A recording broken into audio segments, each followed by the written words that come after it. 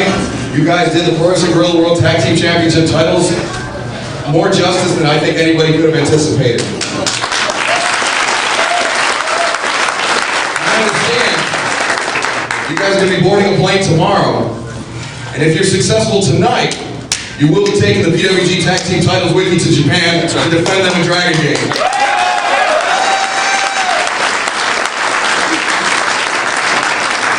But I do also understand you had a challenge to lay out. You know, last night was probably the toughest match that Nick and I have ever had.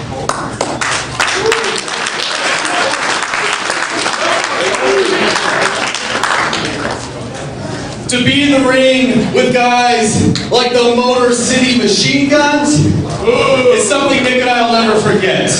However, we came out with our hands raised in victory, and we're here at PWG's 100th show to defend these titles again.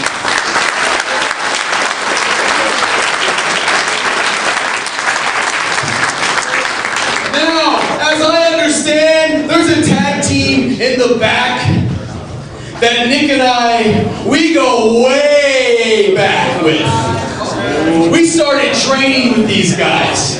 We've wrestled all over Southern California, but we've never wrestled them in a PWG ring.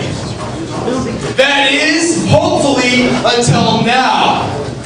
You see, the open challenge goes out to you, Dustin and Brandon Cutler.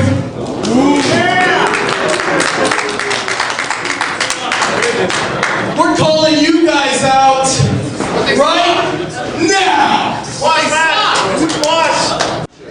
The following contest is scheduled for one fall, and it is for the Pro Wrestling Guerrilla World Tag Team Championship.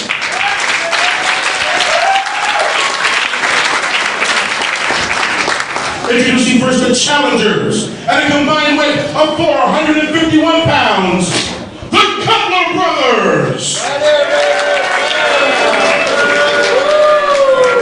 And their opponents at a combined weight of 392 pounds, they are the reigning Pro Wrestling Guerrilla World Tag Team Champions, the Young Bucks. Hey everybody, welcome to Pro Wrestling Guerrilla's 100th show. Joining me here, Excalibur, in the commentary booth shaped like a table is none other than Scorpio Sky. Scorpio, good to see you here. Excalibur, it's a pleasure to be back here with you. I'm glad you're here, and I'm glad you're here to call this match with me tonight. The Young Bucks, Pro Wrestling Guerrilla World Tag Team Champions, taking on two men they know extremely well, Brandon and Dustin Cutler. Well, you know, I'm a huge fan of the Young Bucks. They remind me of Quicksilver myself. I've known them for years. I saw a lot of talent many years ago, and it's really good to see them here in PWG. And the Cutler brothers, I know you know not quite as well as the Young Bucks, but you're still familiar with them, having wrestled them around the circuit here in Southern California, and they've been very impressive in their performances here in PWG. But what about their work outside of PWG? Well, I was going to say I got to know them really well last night. Scott Lost defeated my team, unfortunately, but they're a great young team. You know, they're big. They're strong, they're really athletic, and I think they're going to make waves here in PWG if they can keep consistent. Now, do you think Brandon Cutler, do you think he has an advantage due to his flat iron hair? You know, I think anyone with flat iron hair has an advantage. Now, I mean, does that put you somebody as yourself who has no hair at a disadvantage? Or do you think you know? I mean, you have certain other traits that overcome the flat iron. Certainly, I'm more aerodynamic. Yeah, that's so that true. Coming off the top, definitely. Yeah, definitely. The flat iron hair, I've been trying to get outlawed. Oh yeah, I totally understand. It's really dangerous. Our cameraman is sporting some of the flat iron hair known to man. Yeah, it kind of flows. Like it's really appropriate for him to wear his hair like that today because he's very Of course, today is Easter Sunday, but not everybody observing the Easter Sunday. However, the Young Bucks very observant of Easter Sunday. Oh, and very observant of the shoulder tackle was Brandon Cutler. The shoulder tackle of Matt Jackson, knocking him off of his feet. Throws a clothesline. Matt Jackson puts on the brakes, catches him, head scissors, and takes him down.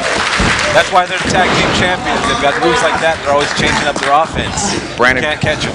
Brandon Cutler caught by a deep arm drag from Matt Jackson, and then catches Matt Jackson with the right hand of his. Now Dustin Cutler, the bigger of the two brothers, tags in, but a blind tag to Nick Jackson worked out in the Young Bucks' favor as the momentum seemed to be shifting towards the Cutlers, but the Young Bucks brought it right back into their court. That's what makes the Young Bucks so great. They can change it up in just a second. Look at that. Split second, they're right back on top. Unbelievable. Looked like Dustin was reversing the Irish whip, but instead, Nick Jackson out of nowhere, taking it to the skies and taking down Dustin Cutler. Did you see the height? Goes to the outside, head scissors on the floor. Nick Jackson does things that I don't even understand how to explain. Defying the laws of physics, Nick Jackson. I mean, he's known as, his nickname is Slick Nick. His brother Matt is Mr. Instant Replay, but I'd like to see an instant replay of Slick Nick right there. Check that out. Blockbuster, sliced bread combination, hook of the leg, 2. Oh no, not even a 2 count, just a 1 count. Watch the double team, here it comes. Brandon Cutler came in to break it up. Nick Jackson with a dropkick takes down Brandon Cutler. Both of the Cutler brothers on the receiving end of the Young Bucks' high-impact offense here. Young Bucks like to fly. Check out. Could be going for more bang for your buck early on. Lands on his feet. No. More bang for your buck. Oh, comes up with nothing. Matt Jackson goes for a German suplex. Cutler reverse. German leg drop on the knee. God, did you see that? The Cutler brothers showing that the Young Bucks aren't the only ones with some crafty tag team work.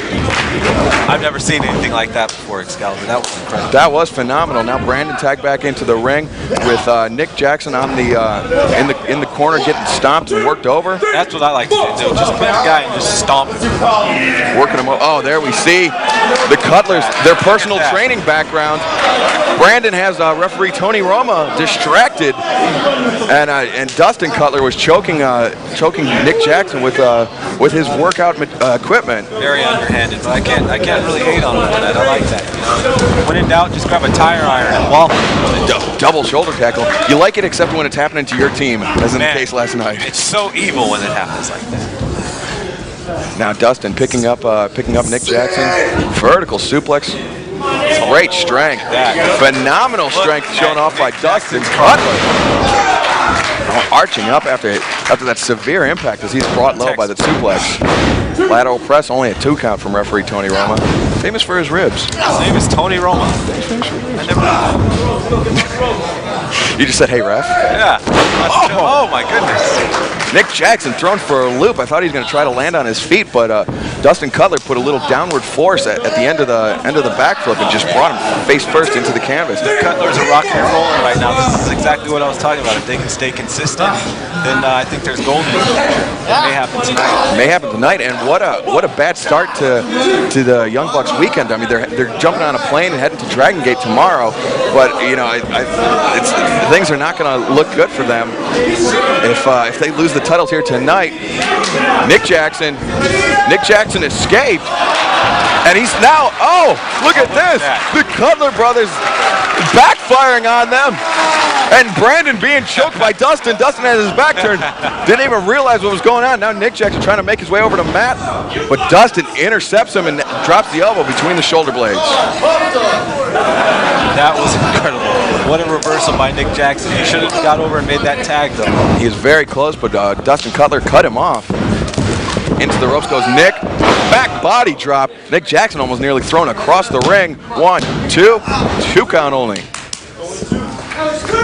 Matt Jackson desperately needs to tag in if the Young Bucks want any hope of keeping the PWG World Tag Team titles here tonight. And it's got to be tough for Matt to watch his brother just get beat up and double team like this. You know, you'd think after years and years of it happening, he'd get used to it, but I don't think it's any easier, especially when you're, in the Cutler's case, when your own brother's head is colliding with yours. Look at Nick. Head scissors arm drag combination, and the Cutlers landed upon each other. He needs to make the tag. This is his chance right here. Nick Jackson rolls, and Matt Jackson is now in as the legal man. Clothesline takes down Dustin. Clothesline takes down Brandon. Back elbow, Dustin. Drop kick, Brandon. Matt Jackson's on fire. Look at him. Oh, the fire was quickly extinguished, though, by the Cutlers. Sending Matt into the ropes. Ducks the clothesline. The brothers collide once again. Matt Jackson boot to the midsection. Brandon set into the ropes. Power slam. 1, 2, 2 count only. He hooked the leg. Textbook power slam. Only gets a 2 count for the Young Bucks. Brandon Cutler throwing some right hands in there, landing on their mark on Matt Jackson. Ducks the clothesline. You're dead, Brandon! Oh my God! Matt Jackson drops the F-bomb. There it is. Just killed him with it. Oh man. 2.9 right there. I thought that was it, Excalibur. And Brandon didn't even land on his back. He landed all on his neck. I mean, he's got to be dazed from that. Matt Jackson charges into the corner. Brandon puts him up over the top rope. Gets his boot up on Nick. What is Brandon doing here? Brandon climbs up. Oh my goodness. Oh my God. Oh, wow. That's got to do it. 1, 2, now Dustin Cutler in the nick of time to break things up. I thought that was Dustin just barely in time saved that one. Sent to the ropes, he hangs on. Nick Jackson takes him over the top. Dangerous. Dustin spills to the outside. Nick climbing up to the top rope. Oh my God! Sky Twister press. It was almost like an Orihara moonsault, except he did a Sky Twister with it. And Ori what? Orihara, not an Ohari moonsault, Matt Sinister. Oh my goodness. Oh, turned inside out by the clothesline. Brandon Cutler comes off. Go! A lung blower. New tag team. 1, 2. No! Matt Jackson kicking out at the last 10th of a second there. I got a Twitter. This is an amazing match. Scorpio Sky jumping on his Twitter, much like Shaquille O'Neal from the bench of the Phoenix Suns. This is incredible. Scorpio Sky updating his Twitter as we speak with the Cutlers not even worrying about the dumped him over into a double team power bomb. Nick Jackson there to break things up, keeping the belt on the Young Bucks for at least another few minutes. Chops to the chest on Dustin from Nick Jackson. Goes for a hook on Rana. Dustin reversed out of it, kicks him in the midsection. Gets him up and BT bomb. Oh, running stomp to the face. Matt ducks the clothesline. Face first goes Brandon Cutler. All 4 men are down. This is incredible. This is just incredible. It's gonna be determined on who can get up first. I think that's gonna make a big decision in this match. Tony Roma administering the 10 count. Scorpio Sky, what's your Twitter? Twitter.com/Scorpio Sky. All right, you can, if you go back probably about a month when this DVD comes out, you'll see Scorpio Sky's update from the commentary table on Twitter. The Cutlers seem to be up first. They have the advantage. And Dustin and Brandon going to work on Nick and Matt. These two teams know each other very, very well. Do-si-do by the Young Bucks. Double clothesline duck. Oh, running knee. Just rocked Dustin. Oh, my God. Unbelievable. Tandem super kick. Oh. Tag team. More bang for your buck. 2, 3. That is it. The Young Bucks with an incredible tag team title defense. Just incredible. What a way to start out Pro Wrestling Guerrilla's 100th show. Excalibur, thank you for allowing me to be here to watch. Thank you, Scorpio Sky.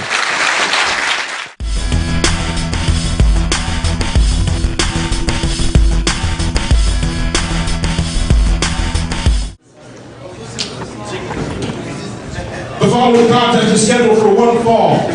Introducing first, from San Diego, California, weighing in 210 pounds, he is the professional Scott Lost.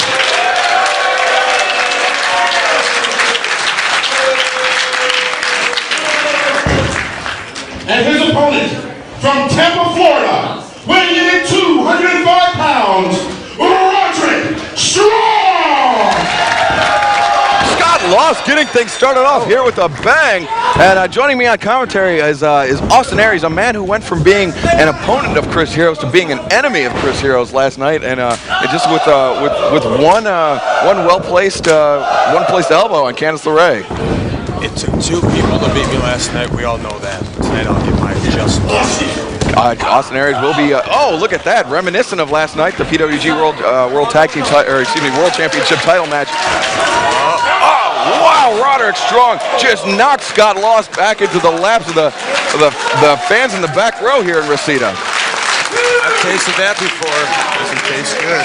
Roderick Strong is an insanely tough competitor. I mean, so is Scott Lost. We've seen Scott Lost put on many great performances here in Pro Wrestling Guerrilla. Last night was victorious when he teamed up with the Cutlers, but tonight he's got a test of a whole different sort as he does battle with Roderick Strong, and Roderick Strong seems to be getting the better of him as Roderick is just clubbering Scott Lost in the laps of the fans here at ringside.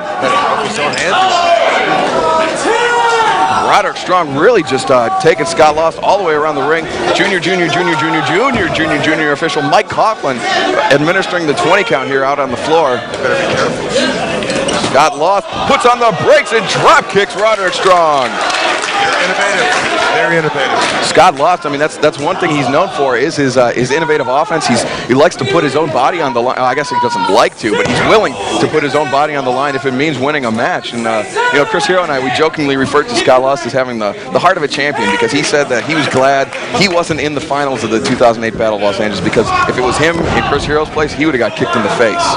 But I mean, not many people would like to be kicked in the face by Low Key, but Scott Lost is definitely a tough competitor, and I mean, he's willing to get in there with somebody like Roderick Strong, who is a heavy hitter in his own right. Roderick ducks out of the way of the Superman spear and caught Scott with the leg lariat, taking him down off of his feet. Split second quickness by Roderick Strong. Now you've been in the ring with both Low Key and Roderick Strong. I've been in the ring. And would you say one hit's particularly harder than the other? They both hit exceptionally hard. It's a different type of feel. Roderick's real heavy when he hits you. And if you look on his face, it's like he's trying to chop right through your body. Low Key's obviously his chops and his kicks. Roderick Strong just rocks Scott Lost there with that corner that elbow. Yeah, I think Scott wants to get out of Reseda real quick. Sends him into the corner pillar to post. Scott gets his feet up and stomps down on the chest of Roderick Strong. Great, changed the tide right there. Great counter maneuver, and I mean that's the innovation we were talking about of Scott Lost. He's a very clever wrestler, and firing in with the left hand there. Mike Coughlin telling him to open it up. Now let's be honest. What happens later on in fight? You're gonna have to call the hospital. Yeah, that's true. She might be drinking through a straw for a couple months, which between you and I might do wonders for her weight. So she's getting a little thick lately. You think so? Maybe not in all the right areas. I'm just saying she could stand to lose. Oh! She could lose about 240 pounds if she got rid of that goof she's rolling with. Wow. That goof is none other than Chris Hero. And you heard it here first from Austin Aries. But, it's interesting to note that Aries and myself, we actually missed the PWG sexual harassment seminar this afternoon. We were busy not being here. I don't believe in sexual harassment. Well, I think you believe It's a ruse. You believe in the harassment, just not that it should be wrong. Absolutely. Roderick Strong thrown into the laps of the fans. Those carefully organized front row seats are carefully organized no longer. Watch out. Oh! Scott going for the Superman spear on the floor, but Roderick Strong hits him with the running boot to the, I don't know if it was the face or the chest. I think he just pushed his spleen up into his throat. But either way, Scott Lost laying in a heap on the floor. Yes, we're back in the ring now. They got a 20 count out there. Extra, junior official. Junior official, Mike Coughlin. Mike Coughlin Jr. the 7th. Scott Lost actually up before Roderick Strong, and he does hit the spear.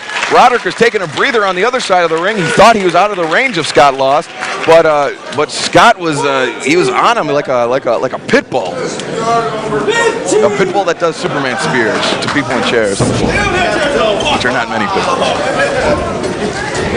Recover your hooks leg too. 2 count only for Scott Lost.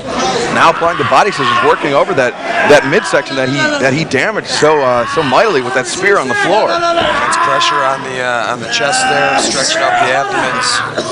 Strong's in a bad way here. I mean, he's squeezing the ribs together, compressing those, and compressing the lungs of Roderick Strong, restricting the airflow. And you know as well as anybody, you can't breathe, you can't fight, and that's what Scott Lost is trying to do to Roderick Strong right here. Smart strategy.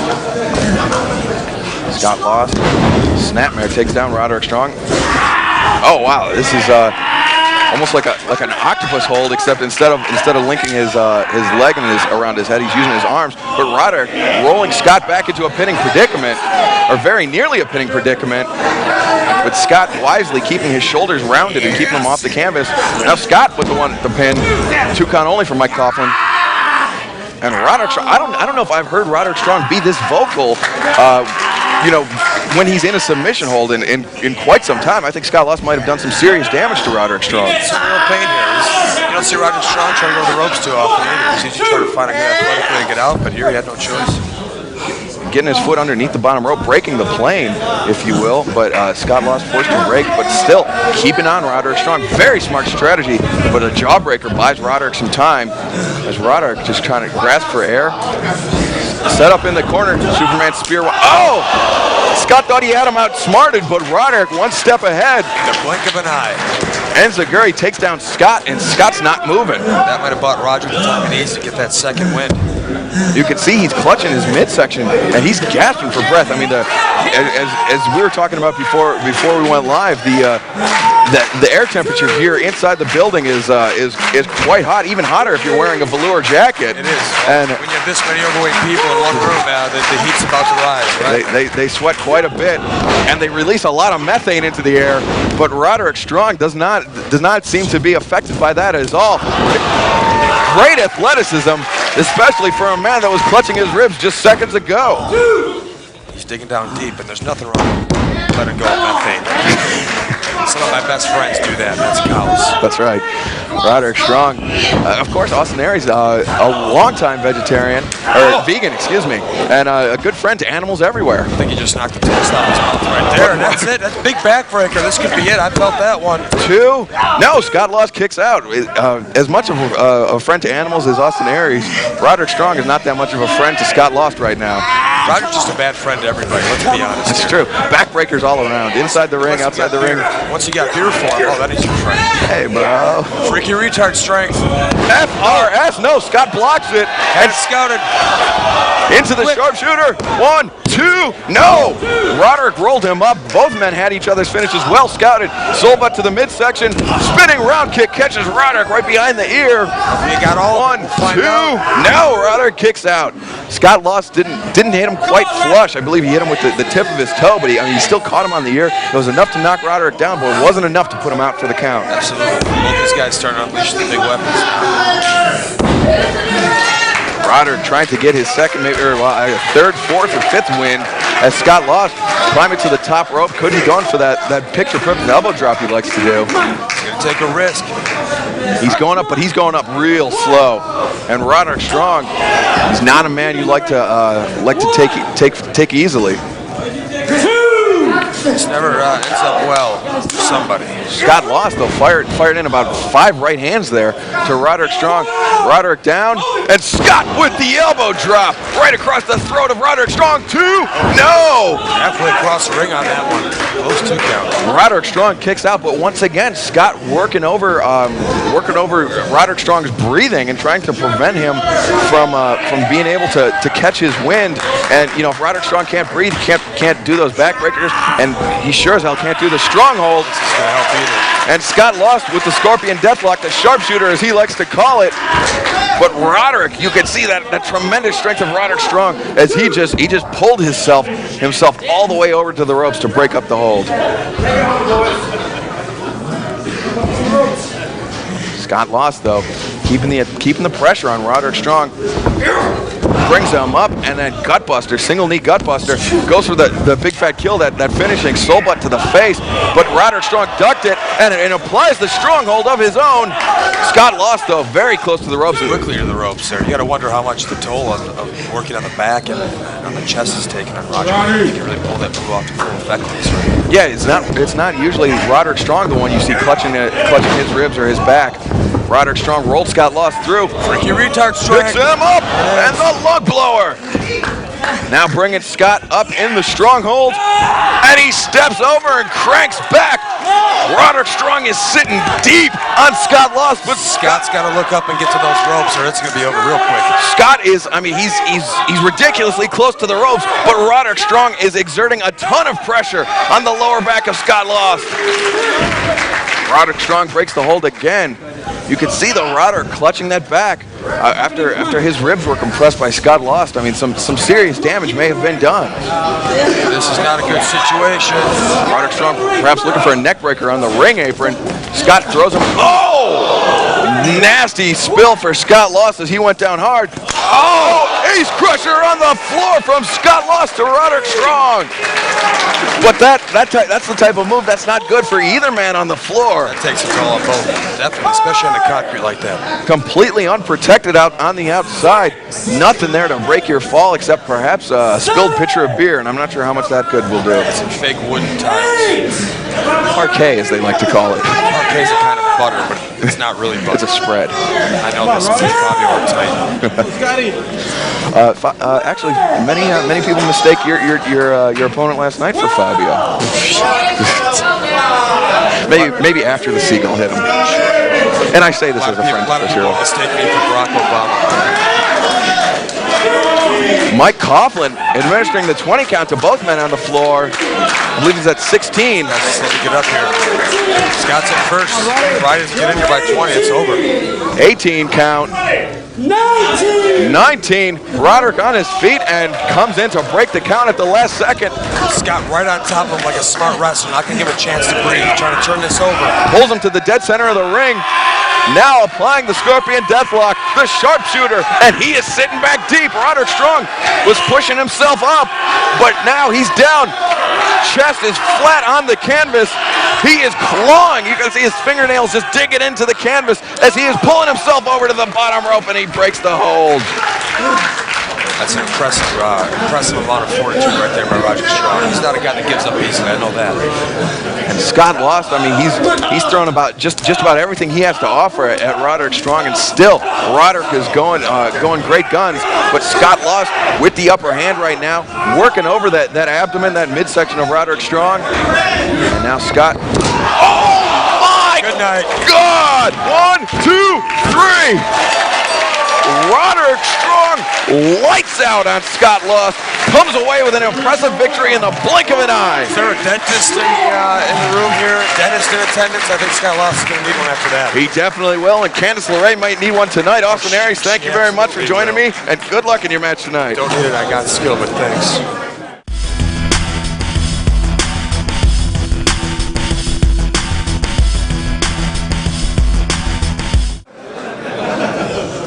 The following contest is scheduled for one fall. Introducing first, from Pokemon Stadium, weighing in at 207 pounds, King Omega!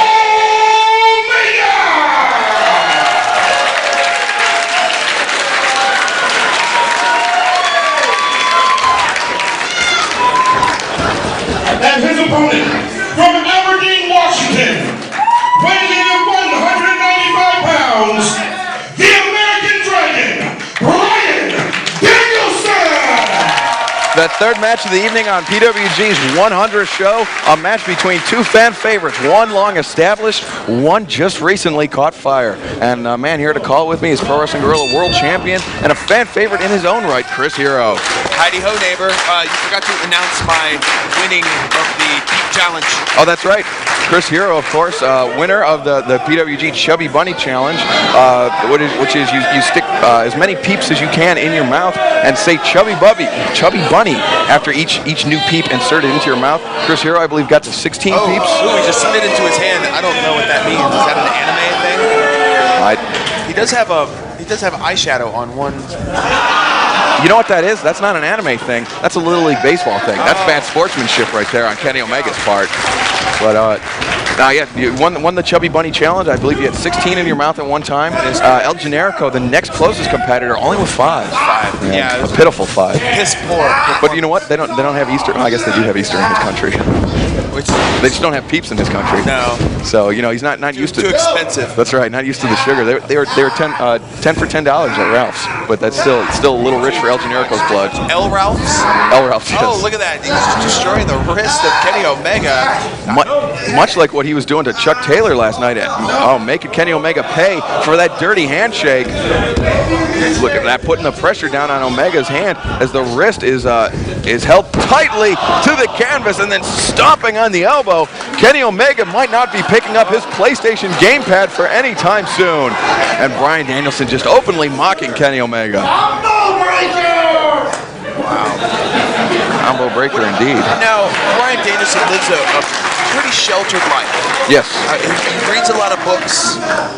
He's not into pop culture. Right. So what the hell is going through his head when he sees Kenny Omega come out with his little entrance and doing the little Japanese peace sign deal? The Pokemon Stadium? Yes. What's going through the mind of Bryan Danielson? I'm gonna kill this guy.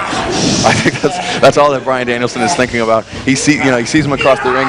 Wow. He's taking offense at. I think if Bryan Danielson hates anybody, he hates Kenny Omega. And I don't know if he'll hate him after this match, or if he just hates him for the duration of this contest. But I would not want to be in Kenny Omega's shoes right now, as Bryan Danielson is just going to work on the arm and the wrist of Kenny Omega. Omega might not be picking up game pads, arcade sticks, or racing wheels anytime soon. Well, it looks like he's only going to be able to do like a half a Hadouken. That's right. And Kenny Omega, what is he doing? Pulling his knee pad off. Pulled his knee pad off, and having a hell of a time. Putting his knee. He's doubling up, trying to protect that left arm of his. Kenny Omega, I believe he's thinking prevention is the best form of protection, which those people in Africa could stand to learn a lesson from Kenny Omega right there. And San Francisco. Those people. Anyway, Kenny Omega and Bryan Danielson back to square one here with the collar and elbow tie of Bryan Danielson, though, with the advantage. Rolls Omega through, grabbing onto the arm, and arm breaker. 2 elbow pads, though. Kenny Omega not feeling the effects. Maybe he was digging around in Chris Hero's bag, pulled out that green elbow pad. Hey, I know what you're talking about. Spray painted it black. Look at this, though. I hope not. That was a gift from Misawa-san. How else will anybody know it's green? Anyway. Bryan Danielson being chanted at from the fans, asking to see Danielson stomp on the elbow of Kenny Omega one more time. Great agility, though, shown by Kenny Omega. Steps up and over Bryan Danielson. Single leg takedown, but Bryan Danielson sprawls, blocks the takedown. Danielson rolls through on the arm wringer. Single leg takedown of Danielson's own. Omega up to his feet. Handsprings to his feet. Bryan Danielson. Look at Bryan Danielson, though. He's conserving his energy. He barely moved that last sequence. Jushin Thunder Liger style, posturing for the crowd and an appeal to the fans here in Reseda. Danielson, I think I saw a hint of a smirk cross his face right there. And, I think it was a smirk. Exactly. Not quite a full smirk, but some acknowledgement that at least Bryan Danielson does not have a heart of stone. Now, why would you volunteer your left arm? Oh, look at this. Danielson taking the elbow pad off Kenny Omega's hand. The knee pad. And now Omega's in real trouble here as Bryan Danielson stepping on the calf of Kenny Omega, and he's got his arm placed down on the canvas. Omega has his arm stomped a third time, instantly makes his way over to the ropes to try to gain some form of protection. And Danielson, a little bit of sportsmanship there, offering the knee pad back to Kenny Omega. Danielson, I think, for as much as he hates Kenny Omega, I think he's enjoying trying to dismantle him. Kenny Omega throws the elbow pad as a little bit of a distraction, a ruse, if you will, and catches him with a boot to the midsection and a couple shots to the face. Bryan Danielson backed into the ropes, thrown in with the Irish whip. Kenny Omega, great leapfrog, drops down, goes for the trip. Bryan Danielson up and over the top, arm drag takedown. the head scissors. Omega able to escape free. Dropped to hold by Bryan Danielson, and Danielson setting him up for the Romero special. And Chuck Taylor, he felt the effects of oh, look at this, Tony Roma being dragged into Kenny Omega's way. I think he's using Tony Roma as an anchor.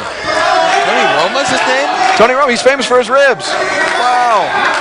I've never even seen him rib anybody. You're the second person tonight not to know that. The referee's name. You just refer to him as "Hey ref." That was 3. Oh, punching Kenny Omega in the ear. Why did everybody like that so much? Because he did it to Chuck Taylor 3 times last night, and Chuck Taylor screamed like a little girl. Romero special. Bryan Danielson holding Kenny Omega high and perpendicular to himself. Oh, now bringing him back down into the chin lock. And for the third part, the Dragon Sleeper with the knees captured, and he cranks back on it. Kenny Omega, though, he's working over the eyes of Bryan Danielson, forcing Danielson to break the hold. Hey, he's grabbing my eyes. Now, Chris Hero, you got a big match tonight with Colt Cabana for the PWG World Championship title. Excuse me. I was going to call it the Tag Team Championship twice in a row. I think it's excuse me. You're making the giant mistake. It's been a long weekend. My pleasure to be the Tag Team Champion of the world.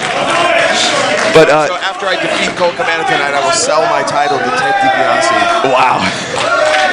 Well, I was going to ask you, Colt Cabana is a man that you've got a lot of history with. He's been around. You and he have been around each other from the very first of your career, and faced off last month at Express Written Consent. Was able to defeat him and Human Tornado in the 3-way match, and Bryan Danielson and Kenny Omega at a stalemate here.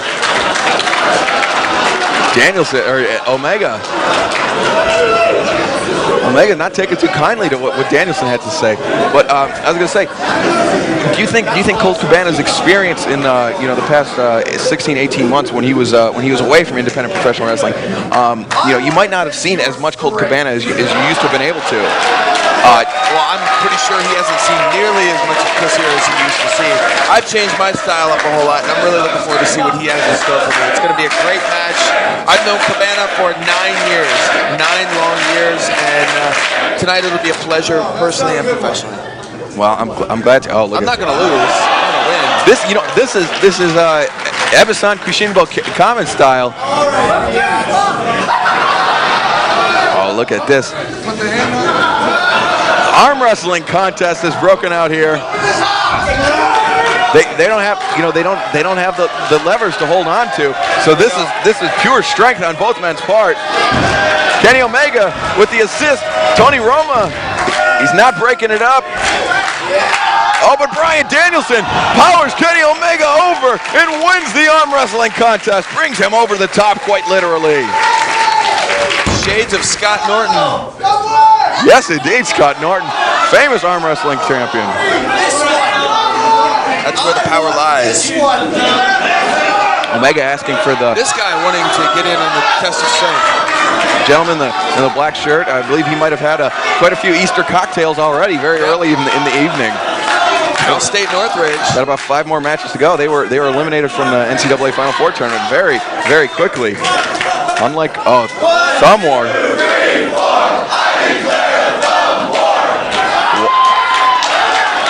Now, this has no bearing on the actual result of the match. This is just chicanery. Bryan Danielson, and I don't think I've ever thought in a million years I'd be saying this, as making a mockery, a farce, if you will, of professional wrestling.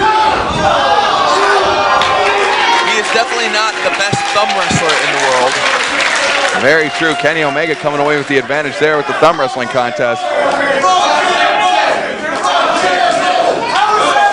The fans calling for a Rochambeau contest.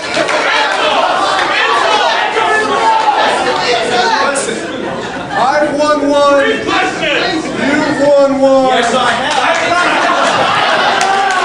I don't know. I'm speechless, Chris Hero. Test of strength. Let this match speak for itself. Bryan Danielson asks for the Greco-Roman knuckle lock, the test of strength, if you will.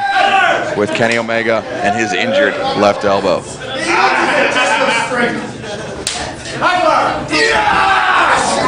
Test of strength, both men. What's Rochambeau? Rock, paper, scissors. Oh, it's called Rochambeau? Yeah. Why? It's just different countries have different names for it. And I've seen it spelled, Roshambo or Rochambeaux. Rochambeau. Yeah, I believe that's how Claudio Castagnoli would pronounce it. But the test of strength, still both men even, or perhaps slightly with the advantages. Kenny Omega. Bryan Danielson, though, not ready to give up as Kenny Omega working over the knuckles of Bryan Danielson. And if he works over those knuckles enough, Bryan Danielson will not be able to effectively grasp on for the headlock or perhaps even the cattle mutilation. Boot to the midsection from Omega. The fans think he's playing a bit unfairly as Danielson rolls through and turns the tables on Kenny Omega. Up and over the top, pinning predicament, 1, 2. Omega bridges up, great display of strength by Kenny Omega. Bryan Danielson, pinning predicament, but Kenny Omega again bridges up. Now Kenny Omega picking up Bryan Danielson, got him up in powerbomb position. Canadian backbreaker, literally. And now, big clothesline neckbreaker, falling neckbreaker. 2 count, only Almost a giant Baba style. the Giant Baba or The neck breaker drop. Masa Inoue, I believe, used to do that as well. No way. I thought he'd be dropped on commentary. nor would Rugby Thug Trent Edwards, but that's 2 nights in a row. It is Chet Baker, but Trade break. regardless, I don't think he or Masa Inoue have ever competed in singles competition together. I believe that's a safe bet. Oh, you had something to tell me in the commentary. Am I ruining it by prompting you? Interior crocodile alligator. I drive a Chevrolet Movie Theater. Now, Bryan Danielson. And I believe if there was any match of the night where it'd be appropriate to drop that reference, it would be this one. Because I would say out of all the wrestlers in PWG, Bryan Danielson is clearly the entire interior crocodile alligator of the locker room. And Kenny Omega, the Chevrolet Movie Theater. Now, Kenny Omega pushing Bryan Danielson's knees down and trying to butterfly him like a shrimp or a scrimp. It's a scrimp, a prawn. He is prone for the prawn here. Wow, Chris Hero, play on words and alliteration, if you will. Oh, he's gonna do the little handstand coming up. Oh, he's getting a good look at Bryan Danielson's goods. His dinger, if you will. Yes. Oh, slap. Oh, both men exchanging slaps, and Danielson getting the upper hand and just slapping the paint off of Kenny Omega's barn. Get him, Bryan. Bryan Danielson. Wait a minute. Kenny Omega just grabbed the microphone from John Ian. Insanity. Who am I kidding? They call me the best in the world for a reason. Kenny Omega might be giving up. Problem is, you're just the best wrestler in the world. So you know what I'm gonna do, big boy? Kenny Omega. I'm gonna challenge you to a duel. Hear me? What kind of duel? I'm gonna challenge you to the spot. Kenny Omega. The spot that never ends. Spot that never ends. What is he talking about? You know what? It goes on and on, my friend. Kenny Omega's not friends with Bryan Danielson. What is he talking about? People started running it, not knowing what it was. But they'll continue running it forever, just because it is the spot that ends.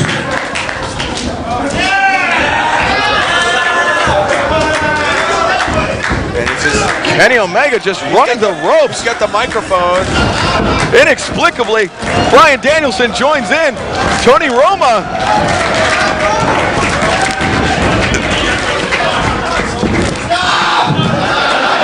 Uh-oh. I believe the spot has ended. Kenny Omega slightly winded after that running that track meet. Well, I'm sick and tired. He must be like superhuman or something. Listen, they don't really name people the American Dragon. I'm not stupid. I just want to know, what's your real name, Buster? Tommy! It's John, actually. John? John? It's the first I've heard of this. John what? John Jacob Jingle. John Jacob Jingle! Oh my! Somebody call Meltzer. John Jacob Jingle what? John Jacob Jingleheimer Schmidt. What? Your name is my name too. This is unbelievable! What a revelation! From here on in, whenever we go out, we're gonna hear the people shout. There goes John Jacob Jingleheimer Schmidt! John Jacob Jingleheimer Schmidt. His name is my name too.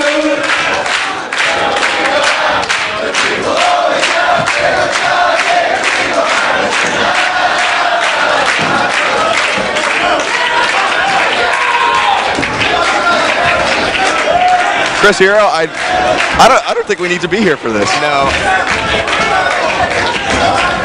What type of analysis could we provide? Yeah. Oh! Backslide! Kenny Omega backslide 2! No! John Jacob Jingleheimer Schmidt nearly getting the victory over John Jacob Jingleheimer Schmidt. No.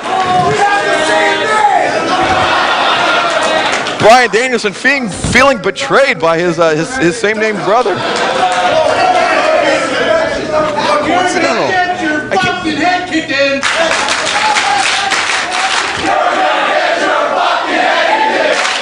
That was also sang by the same band that sang the John Jacob Jingleheimer Schmidt. John Philip Sousa, I believe this. Yes.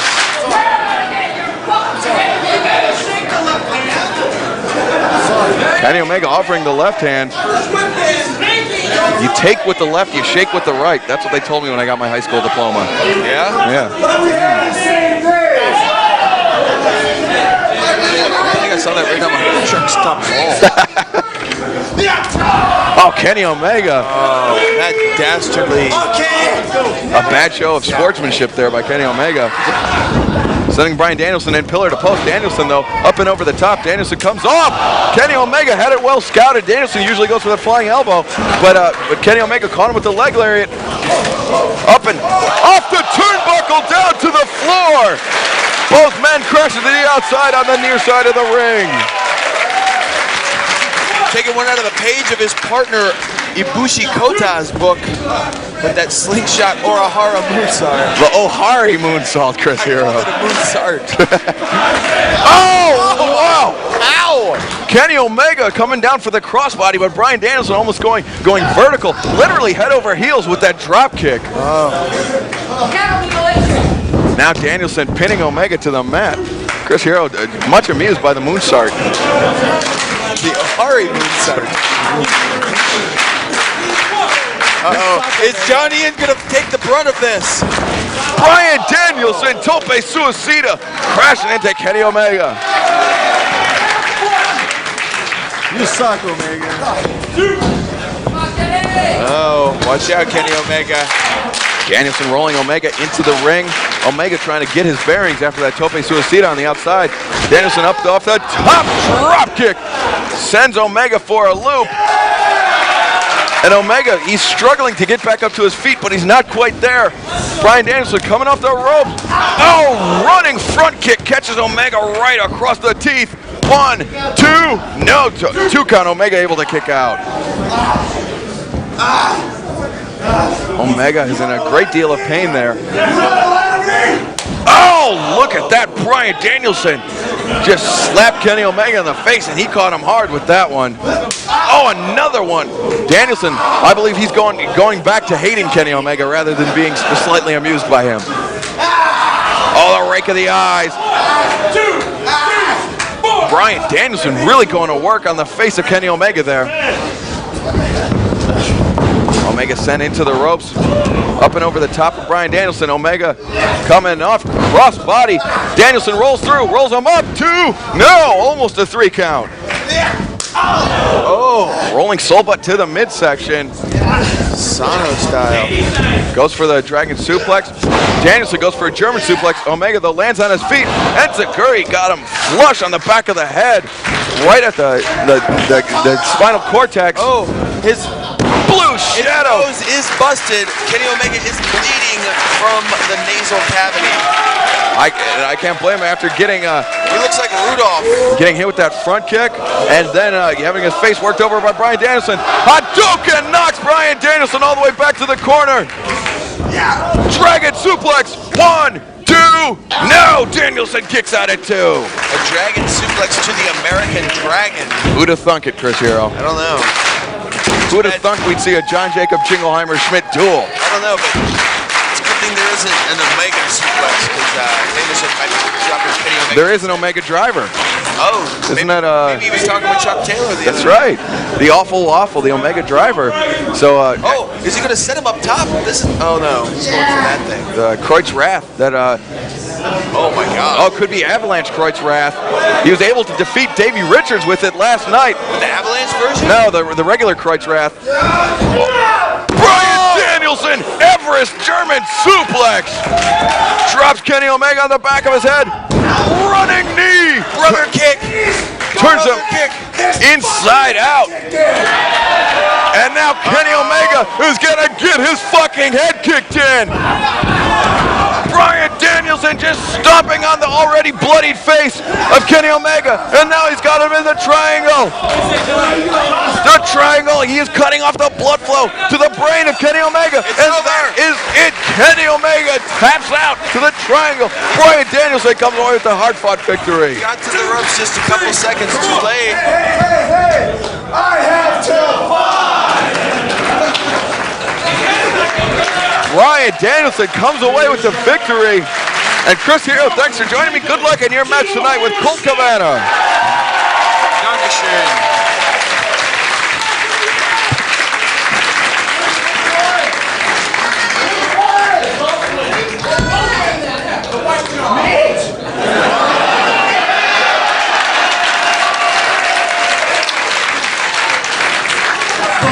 Brian, you're the winner. That John Jacob Jingle. Here's your winner, the American Dragon, Brian Danielson.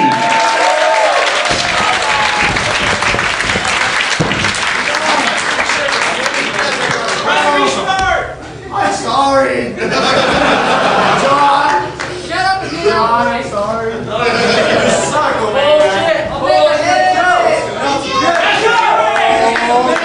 I saw what you did before.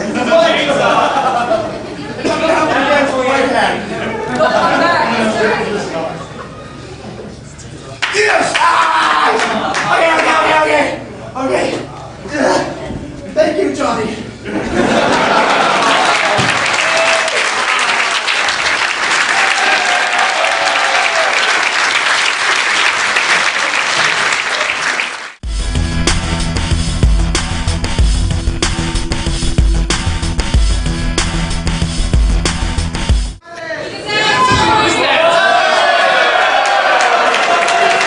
Pulling a rat out of your hat. Gonna eat that as a little cat. Solid gold. What's on the line? Happy Easter, Colt Cabana. Yeah, I know.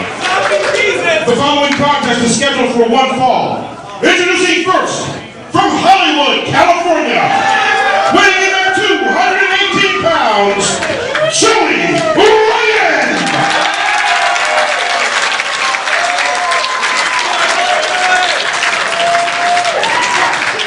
And his opponent, from Austin, Texas, weighing in at 187 pounds, Paul Linden.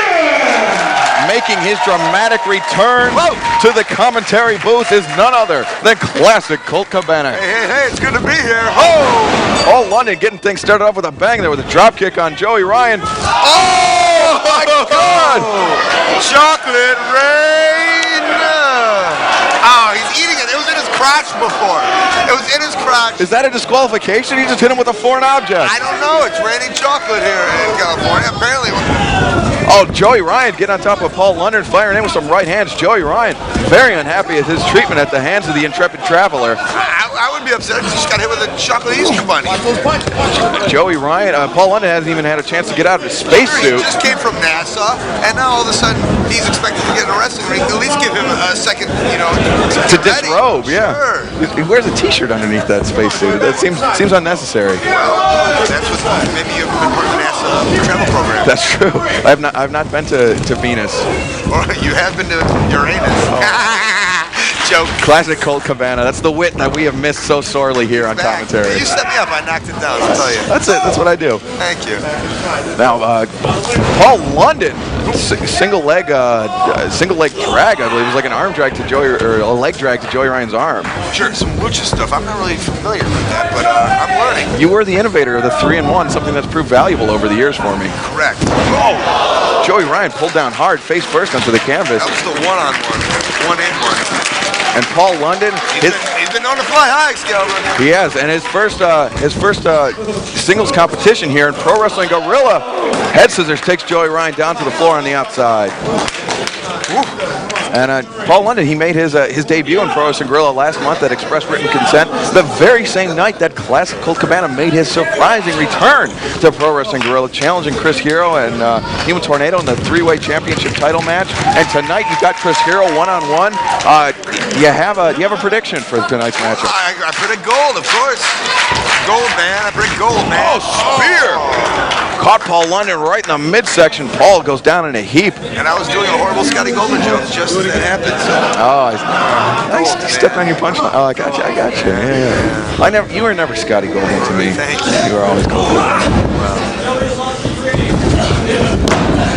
Joey Ryan with the lateral press, putting the knee in the back and stretching out Paul London's shoulder blades.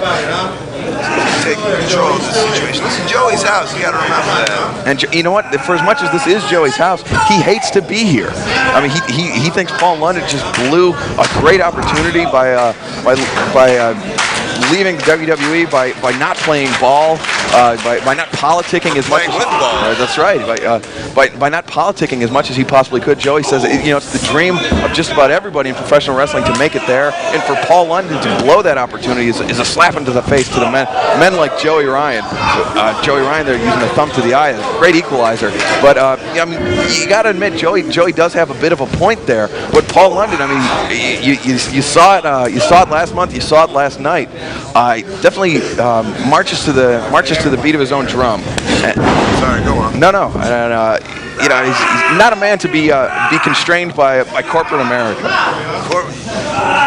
It's a whole lot to take in right there. I've seen Joey on some telecasts on PWG. I've seen him get punched in the face a couple times. So, he's been there. He knows what the story is. Obviously, he didn't politic enough. And if that's what he wants to do. But listen, I'm back in the Pro Wrestling Guerrilla, and I couldn't be more happier. And I've talked to Paul London. I talked to him back. He couldn't be more happier, as you can see by his erratic smiles that he's always throwing out. It's true. I don't know if that's what's making him happy. Maybe it's something else. I'll be honest. I was saying last night, it's a good thing we don't have a wellness policy here in Pro Wrestling Guerrilla. Well, this policy. Thank you, Colt Cabana. Sorely missed, as I said. Hung up on the top rope and is sprung back into the ring. Swords, can you take a look at this? Is this normal? This is look infected. I went on a road with the WWE, and I got caught up in this crazy lifestyle. And check this out for me, would you? When you get a chance, all right? Is there a doctor in the house? My Dr. Style. Now Joey Ryan back and got Paul London. Speaking of style, Joey Ryan does have quite a bit of style with that kerchief, the matching trunks, and the white boots. They say you don't wear the white boots unless you're in the main event. Joey Ryan not in the main event tonight. Or after spring. That's right. Karl Lagerfeld would be very disappointed with Joey Ryan. So would Carl Winslow. And so would Detective What was his name in Die Hard? With Reginald Bell Johnson. That was Carl Winslow. Yeah, So Dave Winfield. And so on and so forth. Paul. Speaking of big dives. Where are we?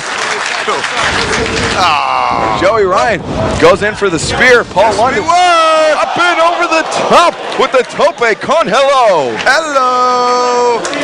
Joey Ryan out on the floor. No, nothing to break your fall out there except the concrete. What about Johnny? He's a little Carl Winslow-esque. We got our own Carl Winslow here at PWG. I tell you what, it's a big case of shame on you. Fool me once, shame on twice, fool you. Yeah. He tried to go for the spear. Paul, let's go. Back in there and back. Oh, Paul London, a rolling senton off the ring apron to Joey Ryan on the floor. He was crashing down hard on the far side of the ring.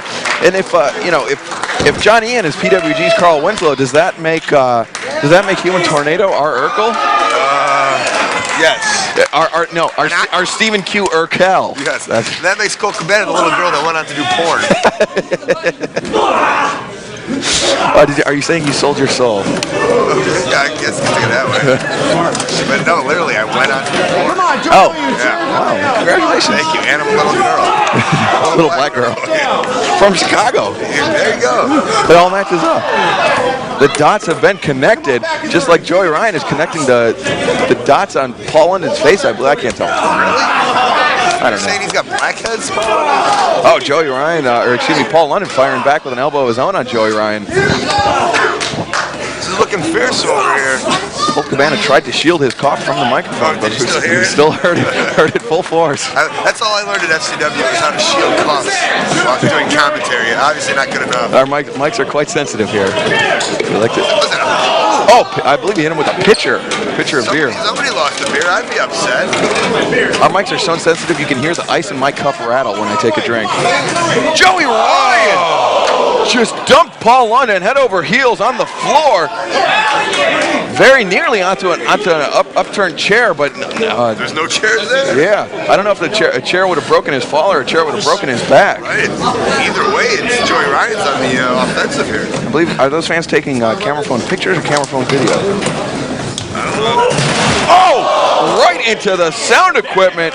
Joey Ryan's thrown by Paul London. Oh, Paul London just drop kicked Joey Ryan's head into the stage. This match was taking a turn for the serious here, Colt Cabana. I didn't expect it to, really. I saw the big smile on Paul London's face beforehand. Oh, he's got a big gash across his back. I mean, this is serious business here. Joey Ryan was yucking it up, massaging his chest there. Now all of a sudden, the tides have kind of turned. Oh! Can you believe it, Colt Cabana? Paul London taking off the ring apron as he was trying to get back into the ring and just crashed down hard on the floor. That was a nasty fall that Paul London took at the hands of Joey Ryan. This is really getting intense here. Do we have a 10 count here? A 20 count. Administered by senior official Rick Knox. We got another official. Tony Roma trying to keep the order out here. He's famous for his ribs, you know. And now Joey Ryan hooks the leg. Only gets a 1 count. Paul London. He's not out of it yet. And yes, I did hear that cough as well. I put my microphone all the way up to You can't win. Hopefully I win tonight in the main event. I hope so. Well, I can't say I hope so too. I have to remain impartial. Sure. But Impartial Marshall.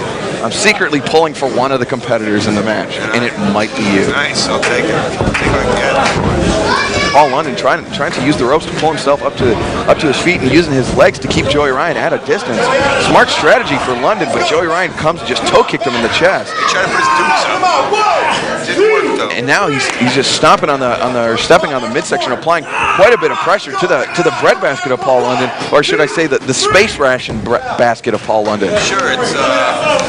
You know what space food tastes like? I've only had astronaut ice cream. That's what I was getting at. I don't know anything else. I think they eat it out of little packages. Like Yeah. you can get a whole turkey dinner. So Joey Ryan was admitting that to the wafer-like basket of his Oh, look at that, Joey Ryan just pulling on Paul London's left leg and left arm as his ribs are just crushed against the steel ring post. And if there's one man that knows about having things crushed against the steel ring post, it's Chris Hero, who last night in his match against Austin Aries, Aries ducked an elbow, and Chris Hero just viciously slammed his forearm into the ring post. I mean, I know you don't want to tip your hand, but that could be a strategy of Colt Cabana's. You're not the first one to bring that to my attention. You're saying Austin Aries might have shared some. There's these fans talk out here too. I know that. So some fans might want to see the title change hands tonight. You know, the good ones. The good ones. Yeah, the ones I like to support. And Joey Ryan really just putting a lot of pressure on the midsection of Paul London. His tag team partner Scott Lost adopted a similar strategy against Roderick Strong earlier on this evening, but unfortunately for Scott, Roderick put his lights out with one well-placed boot. And also adopted a little Vietnamese child. I believe he named him Tron. Correct. And now Paul London, kitchen sink, takes him down. Joey Ryan was on the receiving end of a couple elbows, but Ryan still maintains the upper hand in this matchup. Lateral press, Paul London able to kick out. I don't see it really turning tides, to be honest. Paul London took that attack on the floor. He's trying to come back, but I think Joey's a little too strong at this point. It's just a matter of time before he finishes him off. Yeah, and this is Joey Ryan. He does have the longest PWG World Championship title reign in PWG history. Oh, Joey Ryan guillotined across the top rope. But that's not an easy thing to accomplish. Cheat as Joey Ryan might have. Oh, Paul London slipped off the top rope, but still caught Joey Ryan with a double sledge right across the spine. There's not a lot left in London's tank, as you can see. Enough to get him out there and enough to attack Joey Ryan, but obviously not as much as he intended in the first place. But maybe it'll knock down Joey enough to get Paul in the upper hand, which only a minute ago I didn't think was possible. London definitely feeling the effects from the brawl on the outside as Joey Ryan charges in with the elbow. Paul London ducks under. Catches him right between the eyes with an elbow. A second one takes Joey Ryan off of his feet. Joey Ryan clothesline and a miss. Atomic drop. Paul London rolls through. Leg lariat takes down Joey Ryan. You gotta cover 1, 2, 2 count only, says Rick Knox. You gotta hook that leg a little deeper, Paul. Joey's no cream cheese. And nor is he a cream puff. Right. Drop salt by Paul London.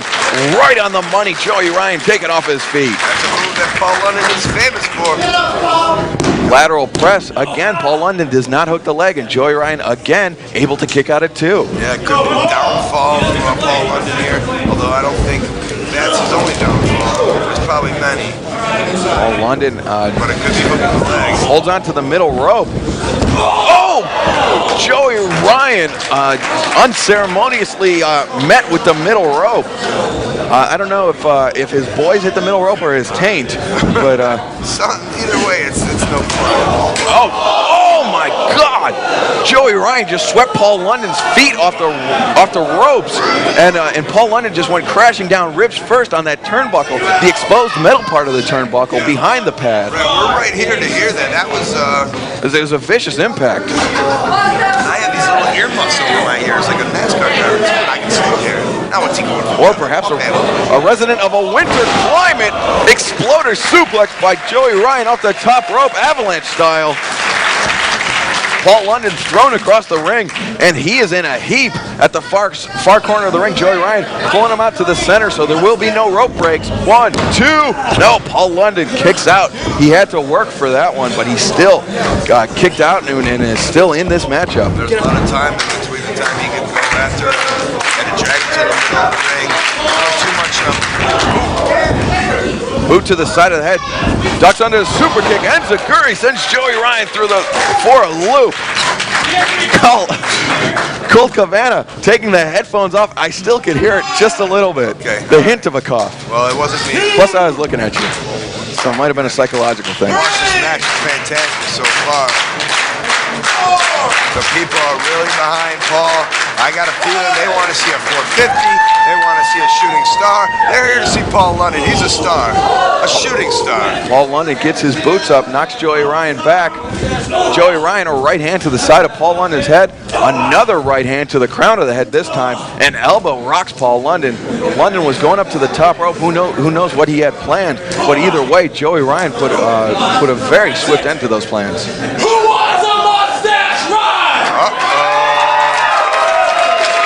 Ryan offering a mustache ride to Paul London. You think it's free? I think Joey Ryan will give it out liberally if Paul London wants to take it. Here it comes. And it might be against Paul London's will. London fighting out of it. Joey Ryan just strung up across the top rope. He's set up. London climbing up to the top rope. Shooting star press. Joey Ryan gets his knees up, and Paul London's ribs once again bear the brunt of the impact. 1, 2, no! London able to kick out at 2. Joey Ryan, abdominal stretch, a grounded abdominal stretch, as Paul London's got nowhere to go. Remember 2 seconds ago, those knees were right in his stomach. Now he's smart, right back to the stomach. This could be a submission. Paul London frees his left hand and just it hits Joey Ryan in the face twice. It just forces him to break the hold. Paul London running off the ropes. A big knee takes down Paul London. London does not have a lot of gas left in his tank. He's smart. I go right to those ribs, right to that stomach. The abdominal stretch is a great plan. Joey, why are you backing up right now? Attack. He's too busy telling people to suck. Boot to the midsection. Joey Ryan. Twist of fate drops Paul London down flat in the center of the ring. And this could be it, Colt Cabana. Lateral press. Paul London kicks out at 1. Right hand knocks Joey Ryan down. Another right hand from Paul London. A third, a fourth. And now Paul London drops Joey Ryan down. He's got him set up in the corner. Paul London up to the top rope. Looks like fun. Shooting star press. I believe his foot may have caught the top rope on the way down. Paul London broke the pin. 2. Scott lost. Oh, why lost? Why? Joey Ryan's tag team partner. Hey! Scott lost on the receiving end of a corkscrew pescado from Paul London. Joey Ryan sliding a chair into the ring underneath the bottom rope. I don't think you see that. Where's the referee to take a look at all this? I believe Rick Knox is down face first on the floor, being revived by Paul London. Paul London pushing Knox back into the ring. I don't think London sees the chair that Joey Ryan has. It's a steel chair, and Paul London just had his bell rung. Knox is, oh no. Hook of the leg, 1, 2, 3, that is it. Joey Ryan, by duplicitous means, comes away with a victory over the intrepid traveler Paul London.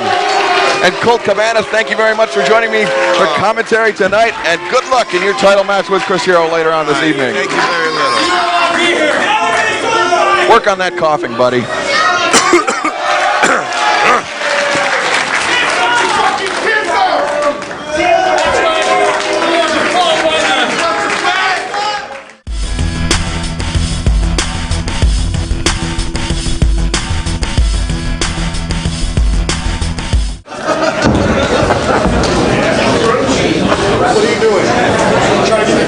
From what?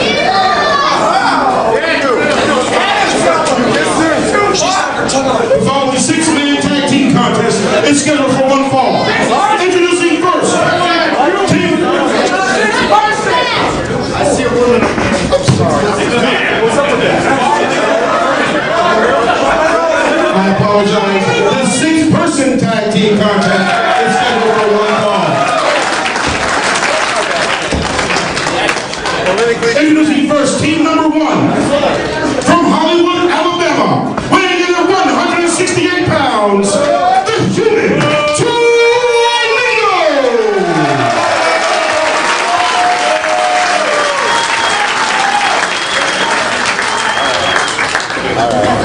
From Murray, Kentucky, weighing in at 200 pounds, Chuck Taylor!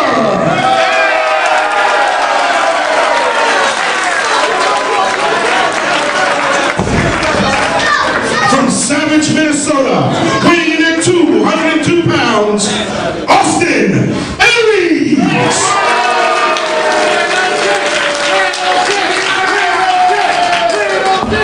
And their opponents, first from the City of Angels, weighing in at 175 pounds, Scorpio Sky.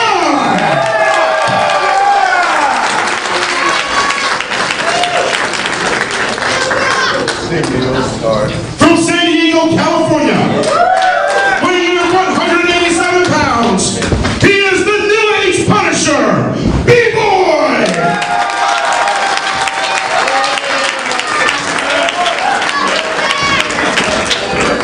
And their partner, from Anaheim, California, weighing 245 pounds.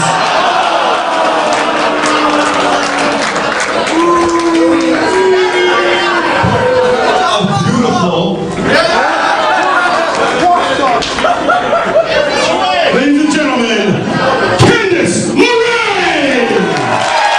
Ladies and gentlemen, Pro Wrestling Guerrillas 99 and 100 weekend marked the milestone 99 and 100 shows, and also marked the return of the crazy six-man tag team match to Pro Wrestling Guerrillas. Six-person. In this case, the six-person tag team match. Joining me on commentary is none other than my main man, Roderick Strong. Roddy, how you doing? Good. How are you? Very good. Excellent match tonight. Victory over Scott Lost. Thank you. Hard fought, and perhaps giving you a little momentum going into DDT 4. I'm excited. Definitely excited to see what I want to see who my partner is. I just figure every DDT 4 event, I just have a random partner or one of my choosing, not the same guy. I mean, never the same guy. There's no reason for that. I'm the best tag team wrestler ever. So they could team you up with a broom, and you would. Me and Da Broom, not a broom. Da Broom. Da Broom. Da Broom. Goes Da Broom. Roderick Strong already picking his tag team partner. B-Boy looks pumped. Look at him. B-Boy taking He's on. airboxing his nuts. Taking on Human Tornado, B-Boy, and Scorpio Sky all have returned to Pro Wrestling Guerrilla very recently. All three men have been here since just about the beginning of the promotion, since since very very early on. And Tornado, was doing himself no favors with the fans with his treatment of Candice LeRae, but seemed to have possibly. Oh, look at Austin Aries and Chuck Taylor doing the white man shuffle. That's true, and you can't expect them to have any sort of rhythm. Human Tornado, though, I would say he has more than enough rhythm for his team. Tornado goes through and showing no ill effects from his knee, but B-Boy, not giving Tornado a second to showboat, takes him down with the waist lock. See what Tornado can do to get out of this. And Tornado, his knee was severely injured in the Pro Wrestling Guerrilla World Championship title steel cage match at he just pimp slapped B-Boy. And B-Boy didn't move. I feel bad for Tornado. Oh my! Oh my! Is that a B-Boy move right there? The punch to the face? No, what Tornado did after he got punched. It might have been. Holy! Austin Aries tags in and tags out to Chuck Taylor. I think Austin Aries has his eye on one person and one person only. The fans want to see Chuck Taylor and B-Boy square off, but Chuck Taylor calling out Scorpio Sky. And Chuck Taylor, actually, in his first match in Pro Wrestling Guerrilla, took on and defeated Candice LeRae in singles competition. I would hope so. Yeah, one would imagine that would be the case. But Candice LeRae, she's a tough cookie, and she was able to hang with Chuck Taylor quite well. And unfortunately for her, Chuck Taylor prevailed, but still, she showed a lot in that match. She showed a lot of fortitude, and that's something that will definitely be an asset to her team. I agree. I think she'll be helpful to a point, but I think B-Boy and Sky need to do most of the work. Helpful to a point in case they need to make cookies or perhaps vacuum the stairs. She can rub on the cements, get them a little excited, distract them, and then B-Boy and Sky can beat them. A little psychological warfare, exactly. If you will. Even gotta work from the waist up. Work to your strengths. Leveling the playing field, but right now, and we've seen Chuck Taylor have trouble with this before.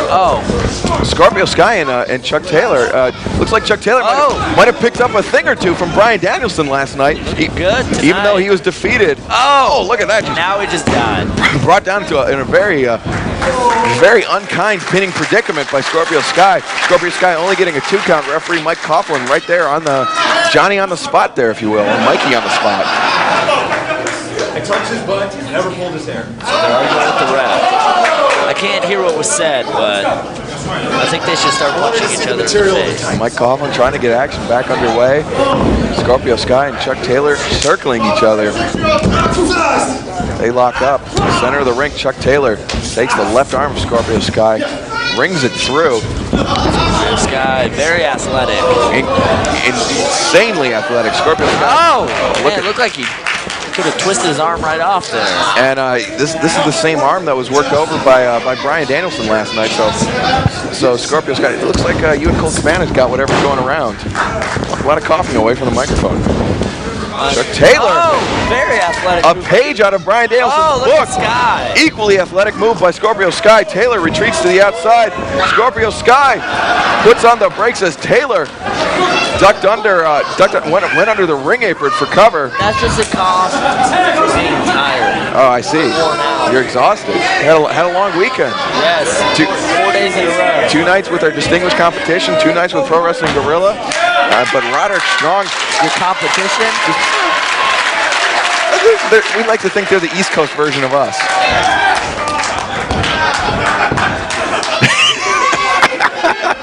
USOB. Roderick Strong, bring that microphone a little closer. No, I was being soft-spoken there. I didn't want to say anything. I was thinking before I spoke. Okay. And now Austin Aries and Candice LeRae squaring off. They had some interaction in the match last night. Austin Aries claims that... Is that Austin Aries' lovemaking face? I believe that's the Austin asshole face, according to the fans. But, oh, look at this. Austin Aries, a specimen. Look at him. He's vegetarian. A vascular vegetarian, as he calls himself on the streets. A friend to animals around the world, but not a friend to the women, especially the women here in Southern California. You'd think Candice would have a tan, though. That's my only problem. Then she could stand to lose a few pounds. Yeah. Well, according to Austin, she weighs 245 pounds. So, yeah, we chop her down. Maybe that's kilograms. It's metric. She's right-handed. Now Candice. You're left-handed. Booted. Oh, look at that. Booted him in the midsection. Or is Mike Coughlin telling her to raise it up or that it was legal? Elbow rocks Austin Aries. You can see his head just lolling back. Sends a pillar to post. Though Aries reverses, charges in. Candice gets her boot up. Climbs up to the middle rope. Crossbody. Aries, though, the mascular vegetarian. Look at him. Look at his strength. That's 245 pounds. Just muscles her up into a vertical suplex, but Candice goes behind. Gets someone in a waist lock. Oh! Oh, what is that? Austin Aries stuffing his trunks. Oh, my. Austin Aries throws the clothesline. Candice ducks under. Comes over the top. Goes for the Hurricane Rana. Oh, this is disgusting. Oh, my God. I just threw up in my mouth. Hold on. Roderick Strong ruining this expensive commentary equipment. Candice LeRae rolls through. Oh, close near fall there. Almost a 3 count. Candice LeRae ducks under the clothesline once again. Aries goes behind. Oh, let's go to the outside. Candice. Look at Candice. She ducked low, but Chuck Taylor right there to take advantage. Oh. Scoop and a slam. And look at this, her partners are angry. He's gonna drop the grenade. And he drops it. Oh. The explosion levels all the competitors. Everyone is down. The hand grenade. Candice LeRae could never hope to recover. Except for Austin Aries. He was free of the blast. He was. I think he might take advantage of this right now. The shrapnel hits everybody except Aries. Is Austin going to go for the pin here, or is he going to go for pleasure?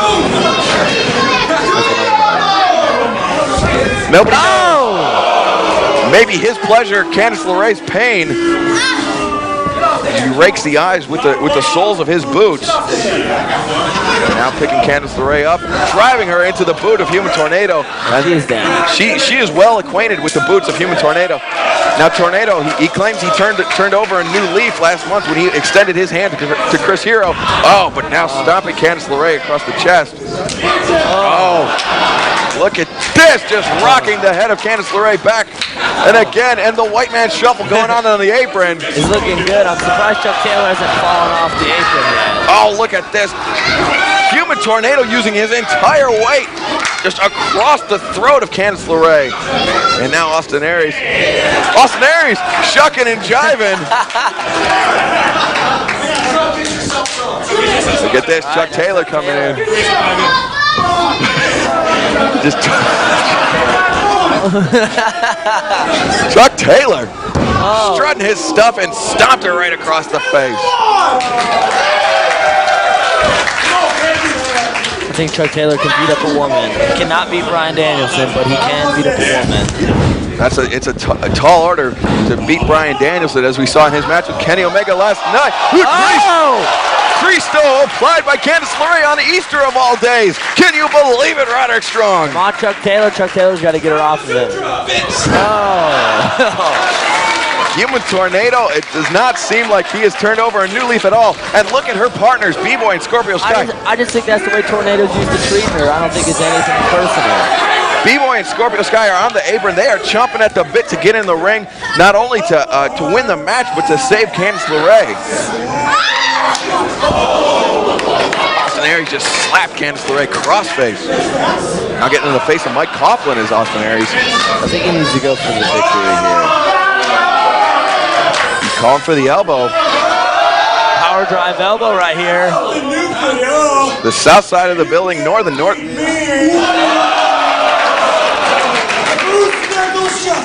Moose Knuckle Shuffle. This is disgusting. Candice LeRae saw it. It was well telegraphed, and now B-Boy comes in, takes Aries off his feet, takes Taylor off his feet, takes Tornado into the corner. B-Boy says, you can't see him. F you. 1, 2, no. Taylor there in time to break up the pinning predicament. Scorpio Sky shoves Mike Coughlin out of the way. Scorpio Sky goes through. Arm drag takes down Chuck Taylor. Looks like Scorpio Sky's either going to... Taylor to the outside. Goes for the big boot. Human Tornado jumping Enziguri. Schoolboy. 2. No. Scorpio Sky kicks out. Goes for the big roundhouse kick. Jumping Enziguri, this time from Scorpio Sky. And the big boot sends Tornado for a ride. I have a better big boot than him. A much better big boot, because your big boot ended the match. That's right. Chuck Taylor comes off. Drop kick Scorpio Sky. Comes in like a thief in the night, and soul food on B-Boy. Soul food. It's a pun, a pun, or a play on words. Now Chuck Taylor ducks the clothesline. We saw it last night. Oh my God! Chuck Taylor and Austin Aries just made love. Austin Aries so disgusted with himself that he punched Chuck Taylor. Oh no! The Bulls Plex! The Bulls Plex! The Plex!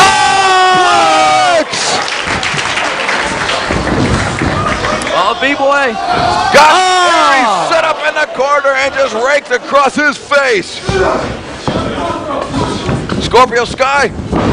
Vertical leap. Going for the hook on Ron. It was a body scissors, but he still brought Aries down. The ref was in the way. The ref was in the way. He couldn't get full extension on that. Candice LeRae going up to the top. Moonsault press. 1, 2, no. Chuck Taylor made it just in time after being punched by Austin. I don't even know why he saved him. I know.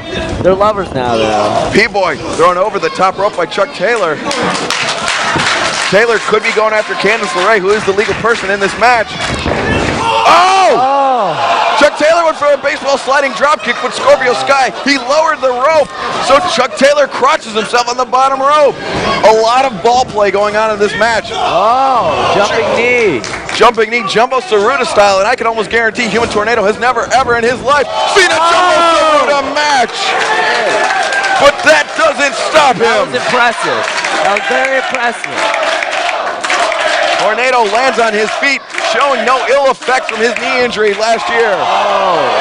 Drop kick to the face. Baseball sliding drop kick from Candice LeRae. She's beating on the pad for support. She's got everybody else on the floor except for Austin Aries, the one man she needed to watch, who pulls her down from the top rope by her hair. Her very Joan Jett-esque locks. She does look a little like Joan Jett with that haircut. A little bit. Post runaways. Oh, she reverses, backslide. No. Wow! Austin Aries just kicked the lights out of Candice LeRae. A brainbuster. 1, 2, 3. That is it. That is it. Austin Aries, after kicking Candice LeRae between the eyes, I think Candice is dead. brings her down with a brainbuster and wins the match for his team. Roderick Strong, thank you very much for joining me on commentary. Call your mother. She's worried about you. Thank you.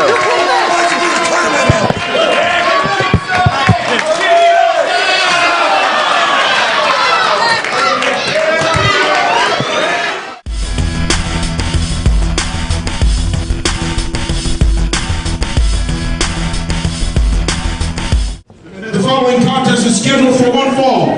Introducing first, from Davenport, Iowa, weighing in at 200 pounds, Tyler Black.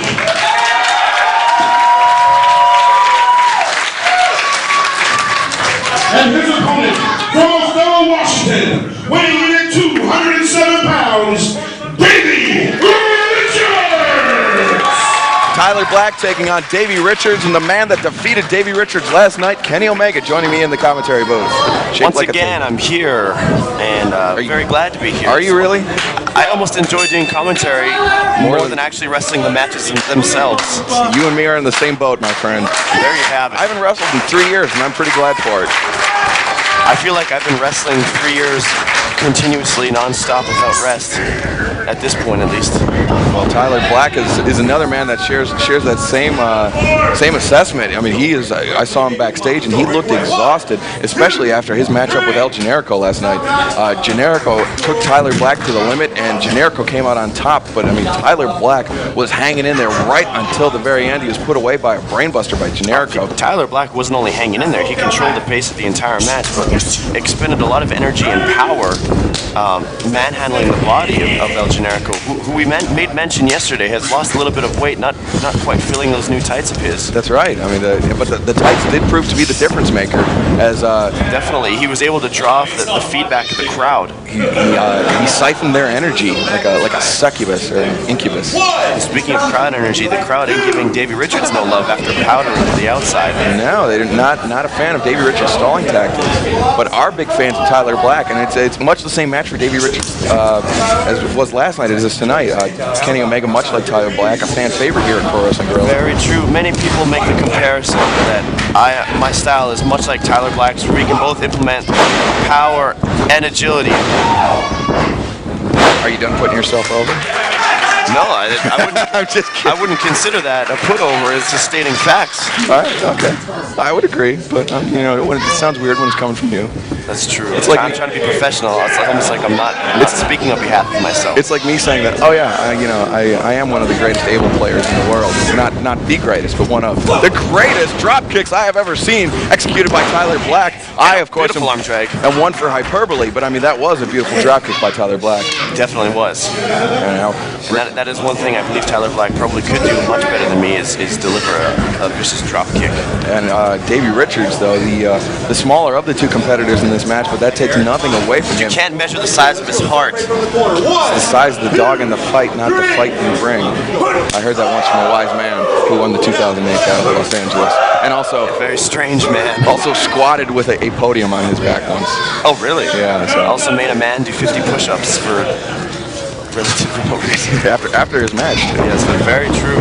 And now going up and over the top is Tyler Black. Up and over, leapfrog, busting over, leapfrog, snap mare. Oh, patented maneuver by Tyler Black going for that throat stomp. Misses. Not happening. Not now. Not tonight, Gladys. Chest kick and throat stomp. Vicious kick from Tyler Black, punctuated by the throat stomp. See, what people really don't realize is that a throat stomp isn't really something to shrug off. Yeah, not at all. Tyler, you don't have to hold the microphone. I feel like I don't get the correct volume. No, you're good. You're good. If you go low. Yeah, you're still good. I'm still good. Yeah. Okay. Just don't let those headphones slip off the back of your head. I'll try not to. I've had that happen to me before. It's quite embarrassing. Yeah. Hopefully that's not caught on camera anymore. No, but it's How could you face the world? the people at home can hear it, and then they can hear the feedback when the headphones hit the floor. Uh-oh. Davey Richards begging off from. Literally kissing the feet of this man. Who knows what kind of athletic fungus he has growing on those Offering his other foot on to those be footies. kissed on the feetsies of Tyler Black, the educated feetsies of Tyler Black. Davey He's Richards just spit in his face. Now Tyler Black chasing Davey Richards on the outside, taking a page out of the Kenny Omega playbook. Davey Richards. Whoa, baseball slide. Oh, the soul butt to the midsection. And oh, look at that. Tyler Black sprung almost all the way into the center of the ring off the top rope by his abdomen. Davey Richards capitalizing on that powerful soul butt kick, using the front first vertical suplex into the rope. I don't believe if there's a technical name for that move, I mean, let me know. But regardless, it was effective, and now Davey Richards seeing the opportunity to work on that open midsection of Tyler Black. Delivering some right hands, left hands to the midsection of Tyler And I Black. believe we're going to see a completely different Davey Richards. Kitchen sink caught Tyler Black right dead on the money. And this is a similar strategy we saw applied by Scott Lost and Joey Ryan earlier in this evening, where they worked over the midsection of their opponents. Their opponents who may or may not have been in better cardiovascular condition than themselves, definitely trying to level the playing field. I mean, Tyler Black, he is in incredible shape. And I mean, Davey Richards no slouch either, though. Definitely. I believe these men are all intelligent. They realize that the temperature in this building is much hotter than any other building, probably in the universe. So they know. Even on the surface of the sun. I believe so. I think they know that limiting the breathing ability of their opponent is really what's going to be the difference maker, especially an opponent that relies a lot on speed and cardiovascular shape like Tyler Black. Middle kick by Davey Richards sends Black all the way into the corner. Does that mean that we can't count you in for the PWG 6th anniversary show in July that's taking place on the surface of Mercury? Is that really what's happening? Yeah. Mercury rising? Yeah, we got a deal worked out with NASA. Oh, really? They're big fans of PWG. Tyler Black, or excuse me, Davey Richards not a big fan of Tyler Black's boot. They put a monkey in space. Why not put a gorilla, right? Oh, that's beautiful. Triangle enziguri by Davey Richards. Stepped up the ropes, climbed up. Educated feet of Davey Richards, shades of the 1-2-3 kid. Climbs up the ropes almost like a gibbon or a common macaque, like a common thief in the night. Snake in the grass. Yeah, that's snake in the grass. Now Davey Richards, camel clutch applied. You can see he's putting immense pressure across the face, the mouth of Tyler Black, trying to prevent him from drawing in any breath through the mouth and the nose. Whatever breath he can bring in is going to be extremely limited, as well as sitting on the small of his back to compress those lungs. And Davey Richards really restricting the airflow of Tyler Black, doing a good job of it, because you can see Black with his mouth is agape. I don't need to address this man while I'm doing commentary. This is unbelievable. Oh, look at that. Tyler Black with a chop to the chest. And Davey Richards, he called you out after the loss last night. You've got a bit of a black eye, but you did win the match. So. It seems like a lot of people call me out these days. I think maybe they think I'm easy pickings. Oh, look at that. Tremendous backflip. Feather Black lands on his feet. Atomic drop. Manhattan drop. And clothesline over the top rope. Davey's on the outside. Tuning up the bend. Could he be going for the super kick? No, Tyler Black. Tope con hilo. Super tope con hilo as he goes over the top to the outside. And really, I'm actually concerned for the safety of both men, because Tyler Black landing with all his weight on Davey, but Davey with that lower stature, Tyler Black hit him and seemingly landed face first as though getting a 450 to the floor. And he hits him at a lower point in the air, so it's very true. Less room to break your fall. Now Tyler Black casting safety to the win regardless. Davey Richards now capitalizing. Oh, back elbow caught Davey Richards. He was just a fraction of a step behind. Neck breaker, hook, double hook of the leg. Davey Richards, though, not out of it yet, able to kick out at 2. Senior official Rick Knox keeping the action well in hand here. Tyler Black looking for the line salt. Tyler Black landing on his feet. The standing shooting star. Beautiful maneuver. Beautiful maneuver by Tyler Black. Only gets a 2 count. I could have sworn it was over. I thought he got him. Tyler Black now, ever the veteran, rolling to a position where he can capitalize to the ropes where he feels most comfortable for the springboard. Here he goes. Up he goes. Oh, wow. Stampede dropkick. Tyler Black taking it in the 4X. Shades of Brian Danielson, Kenny Omega. That great classic that you might be aware of that happened earlier this evening. A classic for many reasons. It's a classic because there's no match ever like it before in the world of professional wrestling. Running soul butt to the midsection. Davey Richards, beautiful German suplex. 2, no! He got him. No, he got him. No, he didn't. No, he did not get him. But Davey Richards not letting that bring him down. Texas Cloverleaf. He steps over. He's got Tyler's knees locked up, and he's sitting back very deep on Tyler Black.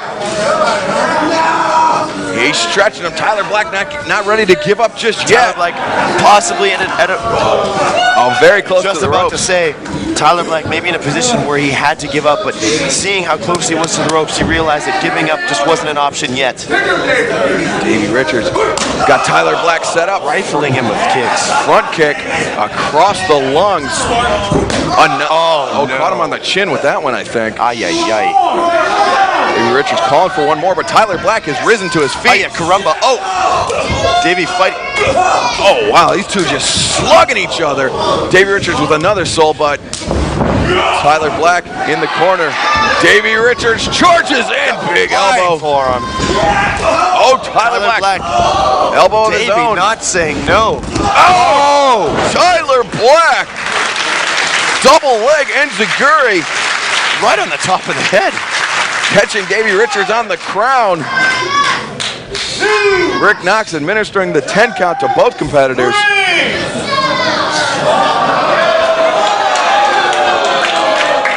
Davey Richards caught on the crown, but I'm sure he doesn't feel too much like a king at this moment. No, he does not, as Tyler Black... Perhaps maybe King Hippo after losing to Little Mac. His weak spot's the stomach, not the top of the head. Oh, that's true. And now he has a Band-Aid on his stomach. That's right. Yeah. It's like when, double clothesline. Both men meet in the center of the ring. Neither man willing to budge. Still the immovable force meeting the unstoppable object, or something along those lines, as Tyler Black just delivers a flurry of elbows to the side of the head of Davey. Drop kicking Davey in the face. Tyler Black looking to end it right here, right now with one of his patented maneuvers that I don't know the name of. A modified version of the curtain call. I'm looking for help. It was wonderful anyway. Tyler Black only getting a 2 count there. And Davey Richards, I mean, we talked about the resilience of El Generico last night.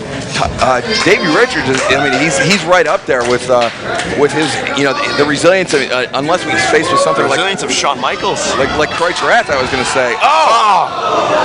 Tyler Black brought down low onto the turnbuckle. Tyler Black seeing Tyler red after that.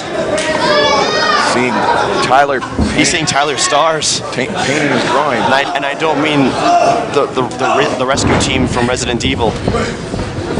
They're stationed in Raccoon City, not in Reseda. Oh, I knew it started with an R. Back elbows from Tyler Black knocks Davey down back into the ring.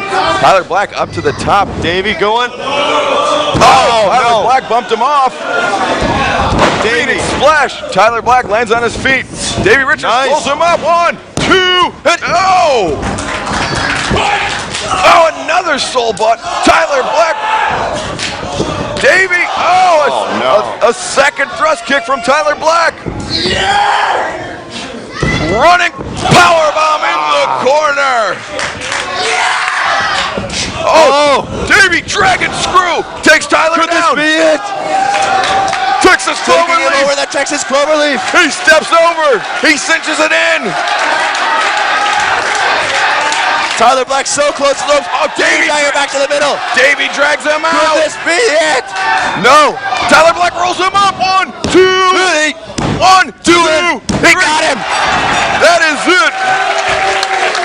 Davey Richards escapes with one. He steals one, much like a thief in the night. My goodness, much like the Hamburglar.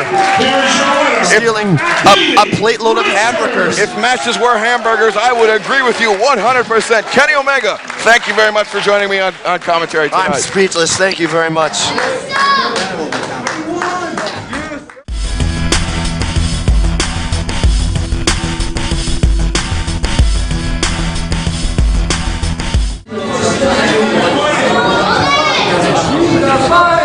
The following contest is scheduled for one fall.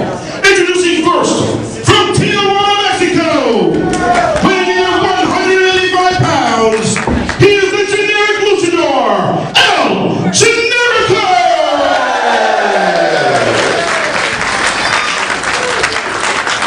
His opponent, from Bollywood, India, also weighing in at 185 pounds, Sanjay Dutt!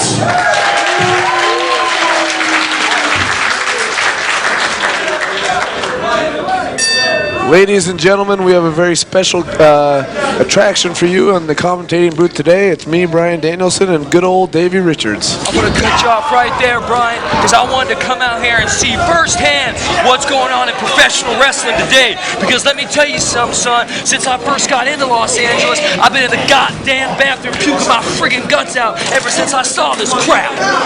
They've started out outside of the ring. Outside the ring. Let me tell you something, son. You're going to go to the goddamn Crusher and tell me you want to go outside the ring? Me and him did 55 minutes and 77, and we didn't say, hey, let's go outside. Hey, take a chair shot. No, because we was men. It was goddamn respect. Jesus, I'm good. Whoa. Calm down there, good old DR. Calm down. I know. I get worked up. Yeah. I don't know. We were on the road together back in '65. I remember. Them were the days, brother. That's when the men were the men and the rats were the rats. Am I right, brother? Well, I mean, you're definitely right about the rats. I mean, in Amarillo, we had a hell of a time with the Funks. Oh, and a beautiful arm drag. I don't remember Dory ever doing that. But let me tell you something about Dory Funk, brother. He didn't need to call a damn spot. He didn't need to wear a goddamn mask because he was proud of who. Sure, he was going bald at age 17, but that's what we did back in the day. We drank beer, we cut our goddamn hair. Well, I don't remember Dory Funk ever doing anything like that right there. Well, maybe not. I mean, I'll give it to this. What's his name? El Generico. El Generico. The kid's one hell of an athlete, but he's no Dick the goddamn Bruiser. Well, very few people are, my friend. Very few people are. What do you think Dick the Bruiser would think of Sanjay Dutt's do-rag? I'll tell you what he'd think if he going to rip him a new Jesus asshole. Oh. Now this Sanjay Dutt, now this kid looks like $1 million. This is a kid I can see going somewhere. He needs to go take a year off, go spend some time with Paul goddamn Orndorff and learn how to be a man. Yeah, there's definitely some manliness issues here in Pro Wrestling Guerrilla. There should be a few. Well, I'm not saying he's not a man, brother, because anytime you step foot in this ring, you're a man. You take a kick like that to the damn mush and you're a man. But let's be honest with you, cars wasn't the same they were in the 60s and neither are men. That's right, and you know what? I don't remember back in our day, none of us shaved our chests. We didn't need to shave our chests, brother. I didn't shave my legs. I didn't even shave my back because that's just how it was. We didn't need goddamn entrance music. This about an iPod. I called it I'm taking a crap on it because that's what I think of it. It's crap, okay? We came out because we knew we were going to jump. We knew we were going to win. We didn't have to ask about it. We didn't know, hey, am I coming out to my entrance music? You got my music. No, we went out there and got the damn job done. Very true, very true. Very untypical of El Generico to hit a backbreaker there. He's not known to be a... But you know what? I respect that because he's learning what you need to learn to survive in the ring. You can do this gymnastics. You can do the synchronized way. Look at that son of a... He's trying to take... I learned that from Dick the goddamn Bruiser in Milwaukee. 79. We were selling the damn place out. Now, wait a second. 79, no, you are not remembering this correctly. I remember you and Bulldog Bob Brown doing that in Portland in 78. Let me tell you something, Bulldog Bob Brown. You want to talk about the Bulldog, the British Bulldog? Oh, my Lord! Oh, God damn! Well, there goes was his chance for ever having kids. Oh, God, man. Let me tell you something, son. That reminds me of a story. I was working for Al Tomko in All-Star Wrestling back in the BC territory in 1979. He comes to me and says, hey, Davey, how's about wrestling a goddamn grizzly bear? And you think I cried the blues and shit my pants and they told me I was going under? No! Well, if I remember, that grizzly bear was pretty tranked up at the time. He could barely walk. You're goddamn right. Snarling his teeth, I put on my baby oil, I slapped my chest, smoked a cigar, and took a hit of skull, and I did my damn job. Oh, that's... Now look at that. That's just sickening. That's just sickening, man. That can end a career. That can end a chance for reproduction. Back in our day, that would have been a disqualification. Back in my day, we didn't need to do crap. We didn't even hit the goddamn ropes. They were there for looks. I was informed yesterday that is called the Sanjay Strut. The Sanjay Strut, huh? I gotta tell you something. I like this Sanjay kid. You know, he's on the right path. You know, I'll be honest. He's no less goddamn Thatcher, but he's well on the road. Well, now listen, Dave. You're only 25 years old. Wait a minute. Who told you that? Well, I heard it from your mama. Let me tell you something about my mom. I was up and down the roads. I popped out of her damn, took a hit of skull and did a goddamn Broadway with Bulldog Bob Brown. I think I remember that day. I hope you do remember because I lived it, brother, every damn day of my life. You had a full-grown beard. I was born with a full-grown beard. You ever heard of ZZ Top? I thought of that. Jesus Christ, I'm good. Don't you laugh at me, Brian. Don't you dare laugh at me. I'm sitting here trying to tell you how it is, how it was, and how it needs to be. And you want to make a goddamn mockery like this fruitcake here trying to be a referee. It makes me sick. Now, wait a second. He is a very good referee. I don't know why you would call him a fruitcake. You think Tommy Young would have stood for that goddamn crap? No, he wouldn't. He disqualified, hit the showers, and had a beer in his hand by 8:30 p.m. Well, that's very true. I remember when we wrestled a 30-minute Broadway with Tommy Young was our referee. Goddamn right. Where was that? Was that El Paso with the Guerreros? Nah, brother, that was San Antonio with Joe G.D. Blanchard. Oh, that's right. Damn right it was, kid. You had your guys. See, these men, they can't take the hits. They start going through me. I remember every goddamn thing. Sanjay Dutt here going for what looks like a front face lock. Back in my day, I used to end people with that. Back in your day, we didn't have to wrestle this long because we knew how to take it home when we were supposed to goddamn take it home. Oh, he just poked him in the eyes. He poked him right in the eyeball. That's what he's got to do. He wants to go face to face with the eyeball. My goodness, I have detached my retina and getting poked in the eyeball. That's not fair. I was there when you got your retina attached, and I gave you all the respect in the goddamn world. But to do a sleeper hold! Oh my God, it's a goddamn sleeper hold! That should finish it right there. But you see here, he doesn't have his hand clutched on the bicep, on the upper bicep. You see, you want to go to someone like Rick Rude, he'd tell you how to put on a goddamn sleeper. He'd buy you some NyQuil and sing you a goddamn bed story. Oh, it looks like El Generico is out for the count. Ring the bell, kid. I gotta get back and get some damn food. Oh, it could be over. There's no way no one gets out of this. No one gets out of this. This is over. One more. Sweet cartwheel of Jesus, son. He get it. Man, this is a stranglehold. It is on the carotid artery. He's moving. Now, it's only through the grace of this crowd's energy if this kid's gonna be able to make a goddamn comeback. Maybe I was wrong about this El Generico kid. Oh, he's there he goes. Well, he's standing on the ropes. What's he doing? Oh! What's he doing? What's he getting? Oh, my Lord! Holy! That's it! Oh, they gotta get a goddamn cover, son. He's on Green Street. He's rocking and rolling. I'm surprised those ropes can hold his weight. There it is. There's Stan Hansen. He's a good friend of mine. Oh, my sweet Christ in heaven. Oh, he kicked him right in the goddamn face. Oh, my goodness. Oh! What did he do? He spun him around and dropped him in a... That was a 360 jump. I have never seen anything like that in my life. Oh, my God. That was a goddamn miracle. Holy You know, these kids, they are crazier than I was because me and Dick the goddamn Bruiser will be doing no flip-flop, trampoline, bull crap like that. But I'll tell you one thing, BD, it's whatever gets the job done, brother. And a chin buster. Oh, I remember when I beat, who was that? Luthez? Oh, he's going over the top goddamn rope. Now, back in my day, that was a disqualification. That's right. When we fought for the NWA World title in '56 with Pat O'Connor, they wouldn't allow that kind of crap. Oh, my goodness. Holy sweet Jesus Christ on Tuesday morning. They are dead. They are both dead. God damn it, kid. Go get the goddamn bit roll because this kid is a goner. Oh, he's back up. How the hell? Oh my God! Do you remember when Pat O'Connor did that and broke his neck and nearly died? Wait a minute, kid. Pat O'Connor just did that? No, I mean he did that roll up, but he hit his head on the mat, and I thought he was dead. Well, goddamn, son, this kid did the same damn thing over the top goddamn rope. And there's no mats there. Remember when there used to be mats? There was never no goddamn mats. Oh, that's right. These kids are crazy. They got the vitamins, the proteins, creatines. Back in the day, it was a fucking can of shit in the pack of skull. That's it right there. Oh! Sanjay Dutt is one hell of an athlete to kick out of that. Christ almighty. I mean, he must be, what, 225 pounds, that El Generico? Crash landed from 17 million feet. Oh, and then he kicks him in the face. Now, wait a minute here. Oh, he broke his goddamn neck. But these kids are crazy. Jesus Christ, that's it. 2, 3, I tell you something, old BD, I don't know where the shit'll go blind. Oh. Don't you laugh at me, son.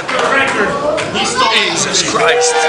Man, they are having a party in there. Now, see, this is where it was going all wrong. This Sanjay Dutt kid, he's smart as they come, but he's making a big mistake. This El Generico kid, he'll jump, flip-flop anytime you give him a damn opportunity. Oh, what is he going to do? He should put him in the sleeper hold. He's going for the stoner. Oh. Full stoner. Oh, what's this? He got his arms. No, we don't. Wait a minute, what the heck? Wait a minute. Oh, Jesus Christ! Face first right into that buckle. And let me tell you something, son. That's just a goddamn pillow covering some steel. Oh, my goodness. A double knees to the chest. That would crush a man's sternum. He's going to do... Oh, watch out, watch out. Oh, man, right in the goddamn nuts. Now he's doing that shit again. He's twisted. Oh, my good Lord. Was that a DDT or a neck breaker? I don't know. That was a goddamn hospital visit, son. That was me hoping he's got health insurance because he ain't going to be walking tomorrow. Oh, my goodness gracious. That was unreal. I have never seen anything like that in my entire life. I might keel over right now. That was so goddamn impressive. Let me tell you something, son. Impressive ain't the word for it, but the bottom line is the bottom line. And these guys... he's going to the top rope. You think Blackjack Mulligan ever need to go to the goddamn top rope? He stepped over. I don't think those ropes would hold him. He just got hit right in the... What's he doing out there now? He's going to do something because they're going crazy. I think that's right in the cojones. Sanjay Dutt got hit right in the cojones. Oh, man, this is dangerous, BD. This is dangerous. Oh, he fell off the second rope. He better pray to sweet Jesus. Is he gonna roll? Is he gonna roll? Oh my God! He landed on his feet. Oh my dear Lord! I am not quite sure that his shoulders were down for that 3 count right there. Let me tell you something, old BD. You got to give the man credit for kicking out of something like that because let me tell you something, I couldn't do it. Yeah, me neither.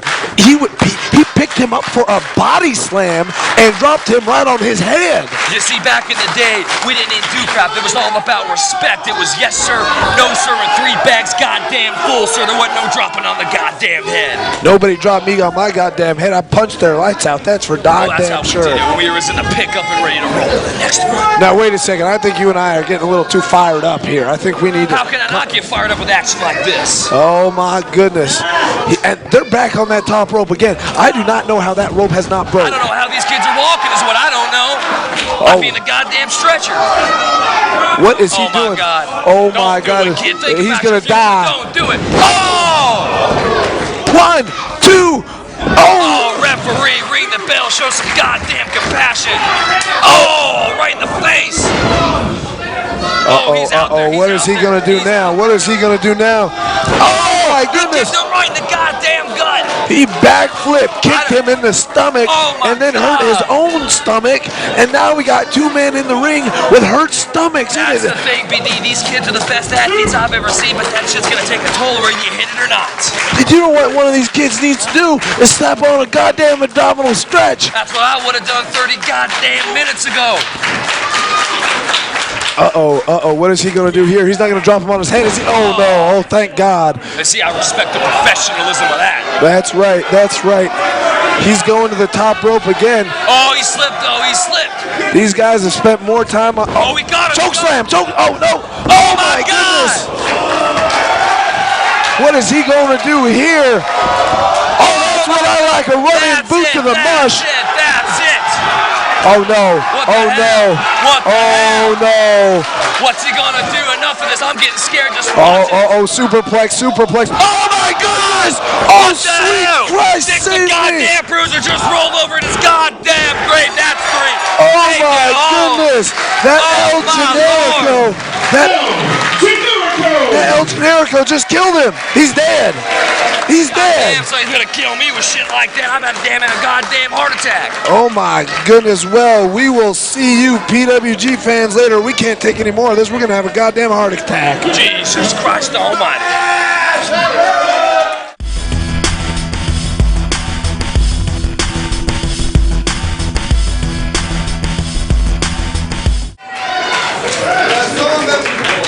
The following contest scheduled for one fall is your main event of the evening! And it is for the Pro Wrestling Guerrilla World Championship! Introducing first the challenger from Maxwell Street in Chicago, Illinois, weighing in at 245 pounds, Colt Boom Boom Cabana!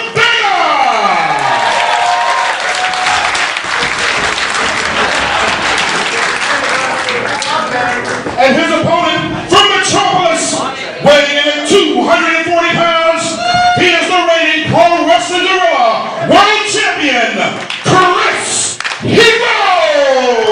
Ladies and gentlemen, the main event match of the evening, the main event match of the weekend. Pro Wrestling Guerrillas 100 comes to a close with the title match between Classic Colt Cabana, or should I say Colt Boom Boom Cabana, challenging Chris Hero for the Pro Wrestling Guerrilla World Championship. Joining me on commentary in a commentary booth that is in much worse condition than when I left it is Joey Ryan. Joey? Main event commentator Joey Ryan. That's right, 2 nights in a row. And Colt Cabana receiving quite a bit of fan support here early on in this contest.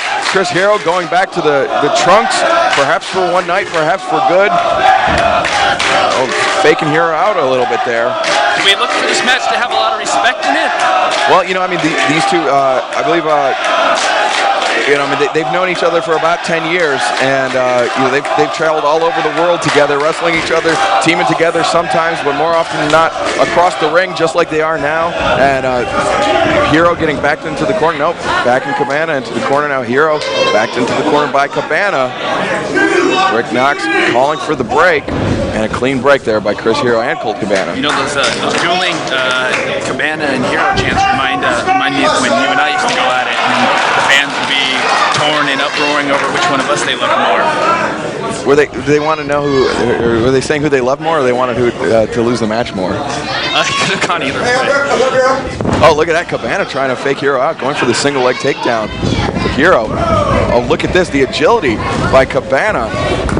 And Hero. One unorthodox strategy by Cabana. Yeah, Cabana using some of that that British wrestling technique that he picked up a couple years ago after an extended stay over in the you know, in the islands of the European, and excuse me, not the European Union, the United Kingdom. Either that, or he's just trying to outshow Chris Hero. Chris Hero, of course, no slouch when it comes to technical wrestling, a mat technician, very accomplished in his own right. He takes Cabana down and through the loop. Chris Hero, of course, Pro Wrestling Guerrilla World Champion, defeated Human Tornado. We mentioned that fact earlier in the evening when Tornado came out, and it was in the six-person tag team matchup. And coming up on 1 year, I mean, just I believe he's 9 months into his title reign, and the man, oh, look at this. Cabana wrenching the wrist of Chris Hero, bringing him down to one knee. The man sitting next to me has the distinction of being the longest reigning Pro Wrestling Guerrilla World Champion.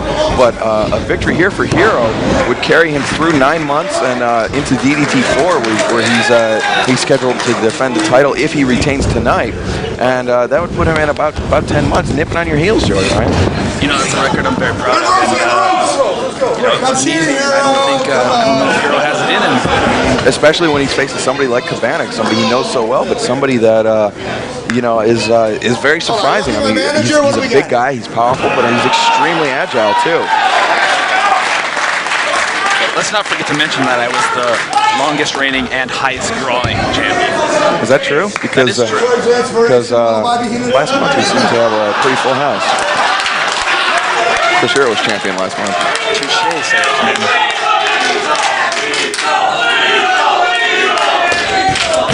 Cabana interacting with the fans here at ringside.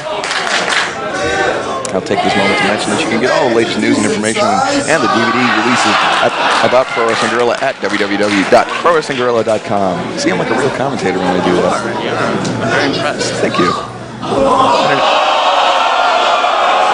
Look at this, the fans really distracting Colt Cabana. Chris Hero just taking it in stride. He's letting Cabana letting Cabana's concentration wander, and I think that's the best thing that Hero can do right now. Let Cabana get distracted, let Cabana concern himself with the fans, and then Chris Hero will just sneak in and steal a victory. Much like our match last night, I think, this might be the first man to make a mistake. Well, the match between Chris Hero and Austin Aries last night, you could see Hero wearing that, I guess that Allen Iverson-esque wrap around his right arm. That is from where he elbowed his forearm collided with the ring post, and that almost proved to be his undoing. Austin Aries very nearly won the PWG World Championship from Chris Hero last night, but so that's something that has to be looked out for in this match. And if Hero makes a similar mistake tonight, I would say that Cabana could very easily come away with the victory. Is Chris Hero the type of person who might load that and use it to his advantage? There was some discussion about that, but the Athletic Commission, which is to say Rick Knox, as he was looking through Chris Hero's bag for his wallet, he did actually go through both the elbow pads that Chris Hero was wearing and deemed them to be okay. And he deemed Chris Hero not to have enough cash on hand. Rick Knox, okay. Must be good. Right, Rick Knox, the senior official here in Pro Wrestling Guerrilla, and you know it's a main event when Rick Knox is on hand, and Joey Ryan's out to commentate. Oh, look at this! Hero, being stretched and then brought down into the body scissors by Colt Cabana, and that's actually a move I use on my little nephew when I hold him up and say, "Look, you're flying like Superman." Except your nephew is about, I would say, 40 pounds. Maybe, yeah. Yeah, and Chris Hero, of course, about 240 pounds. So Colt Cabana, some tremendous strength in those legs of his. Magistral by Chris Hero. 1, 2. Nope, Cabana kicks out very, very honest 2 count. And the standoff. Would you say now, Colt Cabana, he's obviously got a little mass on Hero, but he's deceptively fast. Do you think he's fast and agile? Do you think that Chris Hero has the speed advantage here, or do you think maybe? I would say that they're about equal in the speed department, and maybe in the agility, because Hero, he does a backflip as his ring entrance. And so does the guy beat tonight. Oh, that's true. Yeah. And Paul London, of course, fell at the hands of Joey Ryan, and Joey Ryan's chair, his steel chair. It was if it was under the ring, that means it's okay to use, right? Well, I mean, we just put over the credibility of Rick Knox, who was my official. And if he didn't see it though. He raised my hand in victory, then we got to go by what Rick Knox says. Now, Rick Knox, he was pulled out of the ring by your partner Scott Lost, and Scott. He's no stranger to cheating on your behalf, but when will you start cheating on Scott's behalf? Singles Glory has eluded Scott Lost. You think a little of that Joey Ryan magic could do a lot for Scott Lost. Listen, he's got the heart of the champion, but not the execution of a champion. This is impressive. This is the airplane by Colt Cabana, back into the body scissors. This time the missionary body scissors. Come on, Chris. Hero using his forearm, breaking it across the face of Cabana, but that is that injured forearm from last night, and we saw Chris Hero at dinner last night. He was clutching that forearm a little close to his body. Yes, also eating many peaks. That's true. Well, he wasn't eating them; he was just stuffing them in his mouth. It's true. Uppercut from Colt Cabana, and Hero a little dazed by that uppercut. Oh! Neck breaker by, not a neck breaker in the traditional sense, but a neck breaker of sorts by Colt Cabana. A neck breaking type maneuver. That's right. Hero on the outside.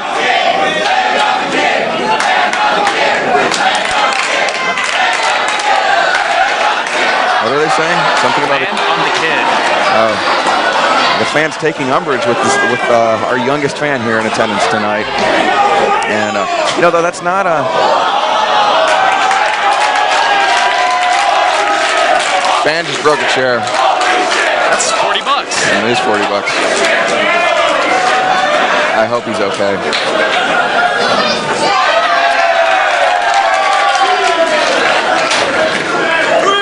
Wow. Speechless, Joey. Speechless. Dead air. Just like last night. Main event commentating, dead air. Can't get better than that. I will take notice, maybe more so tonight than last night. We have a few ladies in the crowd. Roderick Strong argues that last night there's a better looking class of women here than there was tonight, or it is tonight. Are we PWG becoming a hip thing for What was that? Are we becoming a hip thing for the ladies to travel out to? I should certainly hope so, Joey, and especially for your sake. Yeah. Chop to the chest with Cabana. Oh, trying to fight out of it. Chris Hero with the flying mare and the senton combination. Hooks the leg. Cabana, though, gets his shoulder up. And Hero seems to be coming back into the ring with a little more conviction than he was showing earlier on in the matchup. Well, you know, the world title is on the line, so... The world title is on the line, and Candice LeRae not in his corner after being brainbustered viciously by Austin Aries. And, you know, but for Chris Hero, though, that's one less thing that he has to worry about. Last night, Austin Aries was, Aries claims that he was defeated by 2 people last night, but Aries was really the one that was paying quite a bit of attention to Candice LeRae last night. And so without that, a manager can be a great asset, but sometimes can be a huge distraction. And at the same token, though, it took Aries' attention off the match, and that could cost him the match. That's true. So, I mean, it's, right now... It's not a distraction Cabana has to worry about. Chris Hero flying solo, goes over the top rope. Oh, my God! Chris Hero just thrown face first into the ring post. Chris Hero, 2 nights in a row, had very, very unfortunate meetings with the ring post. I think it's about to get real fast. This is serious, Joey Ryan. Serious. Cabana is backing off, sliding into the ring underneath the bottom rope. I don't know if I've seen such a vicious maneuver out of the ring before. Yeah, that was really Cabana using every part of the ring. Hero's in bad shape on the outside. Knox is checking on him. Cabana picking Hero up to his feet. Chops him in the chest, hits him with an elbow. Almost like Genichiro Tenryu. This is what I'm talking about. The world title's on the line. Colt Cabana just hammering Chris Hero. Rick Knox, just hammering the forearm of Chris Hero that time. And Cabana, he didn't want to tip his hand on commentary earlier, but we mentioned that the forearm of Chris Hero is injured, and now Cabana concentrating on it.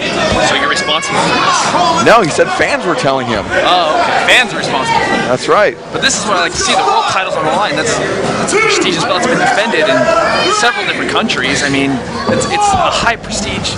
A high, help me out here. It's a belt of high esteem, a title of high prestige, and Chris Hero does the title justice, but Colt Cabana would like the chance to carry the banner of Pro Wrestling Guerrilla around the world with him, and just might have that opportunity if Chris Hero can't get things together and can't alter his offense to not concentrate so much on his forearms, on his elbows. Pop quiz, hotshot. Who made it a world title? I would say that the PWG World Title Commission made it to the world title, and Joey Ryan defended it overseas. That is correct, sir. So, really, who was commissioner at the time? SoCal Val? Dino? I don't remember. Yeah, I think it was Dino. Yeah, I thought it was Dino's day. He's been here for a while. He's absent this weekend. He's in dire shape this weekend. He's on his deathbed, from what I hear. Dino Winwood might not be long for this world, so we wish him all the best. But right now, we all campaign for commissionership. 2 count only. Chris Hero able to kick out. Could you be commissioner and wrestler at the same time? Do you think you'd be able to be the arbiter of justice and the arbiter of the mustache ride? If anybody's fair, it's me. Right.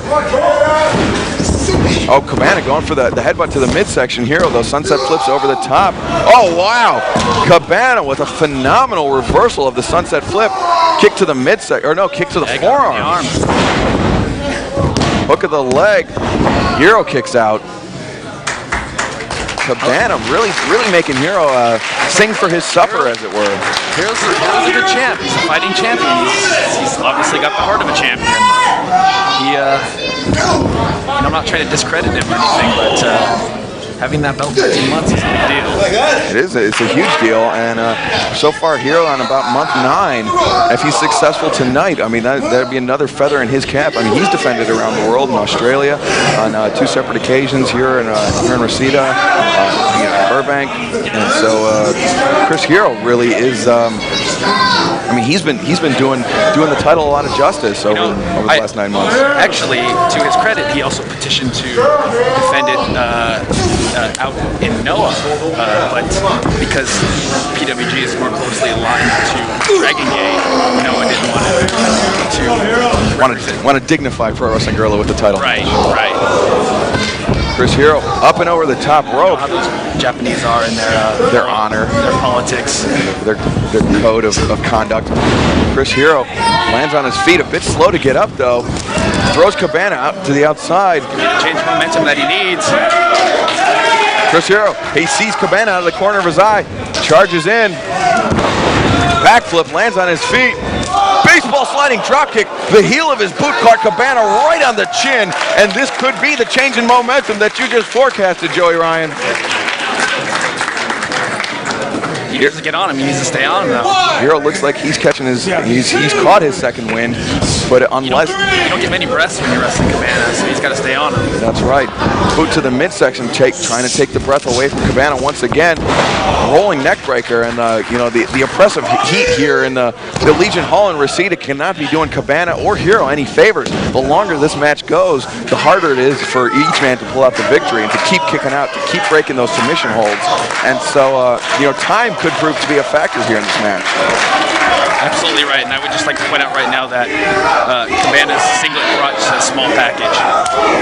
What? And I mean, so that could be forecasting how Colt Cabana hopes to end this match. Colt Cabana dodges the big boot from Chris Hero. Go behind by Chris Hero. Hero takes Cabana into the ropes, rolls to the back. Thought it was going to be an O'Connor roll with a back elbow by Colt Cabana. Cabana off the middle rope. Agility we talked about. 1, 2 count for Colt Cabana. Both men showing the impressive agility for a match that's gone on for quite some time already and shows no signs of stopping. With maybe 2 of the maybe 3, 4 heavyweight. Honest to goodness heavyweights that we have here in Pro Wrestling Guerrilla. Chris Hero escapes the Colt 45, but Cabana charges in, eats an elbow for his trouble. Cabana! The elbow caught Chris Hero between the eyes, and we're going to have to get an x-ray machine installed in the locker room to see what Colt Cabana has in there. Chris Hero pulls Cabana over, goes for the blockbuster. Cabana puts on the brakes. Oh! Almost like it. 1, 2. No! Hero kicks out at 2. Air raid crashed onto the outstretched knee. A neck breaker from Colt Cabana. Cabana going up to the top rope. Hero very, very slow to get up, but springs up to his feet. Hits Cabana with an elbow, but at what cost? You can see Hero immediately falls back down to the canvas, and he's sucking wind. He's trying to. About the PWG title. Both wrestlers are laying it all on the line. What else are you talking about? Is that it? This is what I'm talking about. Okay. The title is prestigious. I thought you had more to say than one half a statement like that. Now Chris Hero going up to the top, could be looking for a Hurricane Rana, but Cabana putting on the brakes. A couple shots to the midsection. Hero lands on his feet, rolls through. Cabana into a pinning predicament. 1, 2 count. Wasn't even a real suplex. I mean, he just rolled him through into a pinfall. For a match, pinfall attempt. For a match that started out, technically based, it's turned into quite the war. Indeed, it has. Hero just rang Cabana's bell. Rolling elbow. He just rocked him with it. Falls into a pin. 2. No. Cabana kicks out. A lesser man might not have kicked out. Would a man like Joey Ryan have kicked out? Chris Hero, he just stripped that guard off of his right arm, and so now he's. I might come back to haunt him. That very well might. I mean, he's exposing that injury to the elements. I mean, granted that that Under Armour is not providing quite as much protection as one would imagine. Double boot to the chest, knocks Hero back. Hero charges in, Cabana up and over the top, artfully dodging, but just rocked by an elbow. 2, 3, that is it. A rolling elbow puts Colt Cabana down, and Chris Hero successfully defends the Pro Wrestling Guerrilla World Championship. I think the fans are a little torn on this. More than a little torn, as Colt Cabana just had his lights put out by Chris Hero. There we see the fan support for Chris Hero. Well, we knew the fans at the onset of this match were going to be torn on which one they favored. Both men have a huge fan following here in PWG. Colt Cabana, his lights might still be out as Chris Hero successfully defends the Pro Wrestling Guerrilla World Championship here tonight at PWG's 100 show. 100. Ladies and gentlemen, thank you very much for joining us here tonight. We appreciate it. For myself and Joey Ryan, mahalo.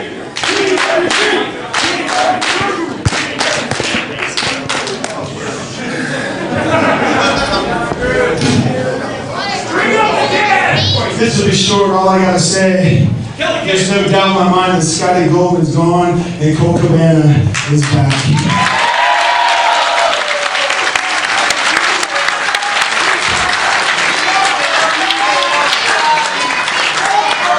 is back and every bit as good as he was last time he was here at PWG.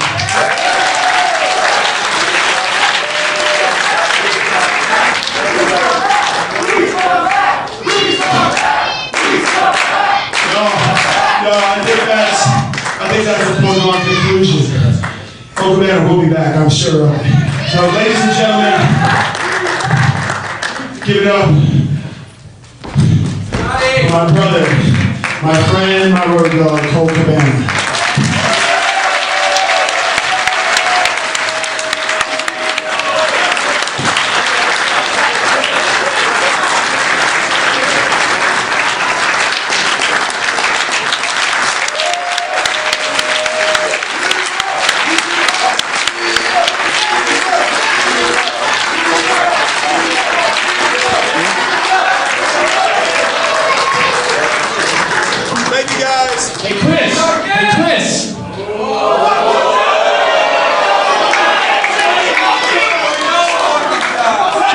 Grabbing the microphone, I thought we had come to a close of the evening. Yes, congratulations on a hard-fought victory. I'll bet you a body wax you can't beat him. You know, you're a good champion. You are. You know who was a great champion?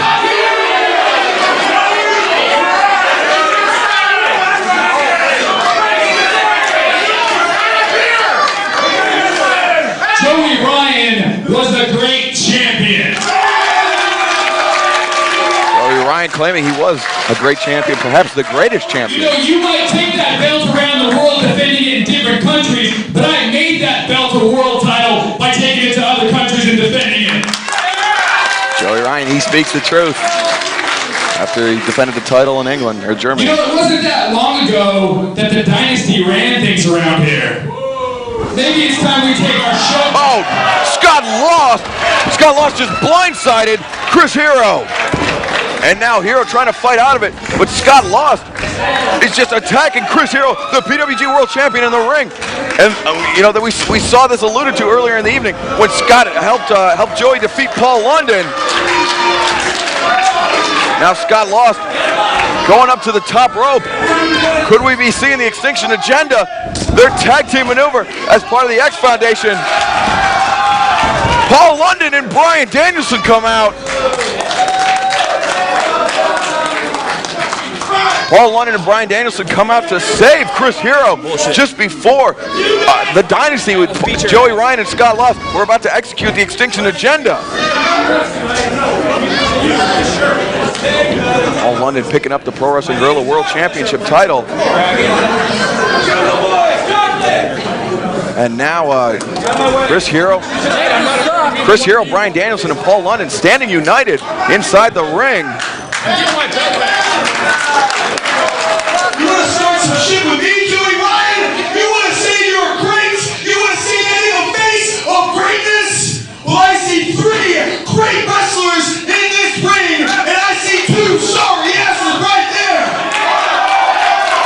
Hero calling out Joey Ryan and Scott Lost. Since you've already got your shirt off, why don't you get in here and let's do this? Hero offering the challenge to Joey Ryan, inviting him to come into the ring and take on the champion who just had a hard-fought victory over Colt Cabana.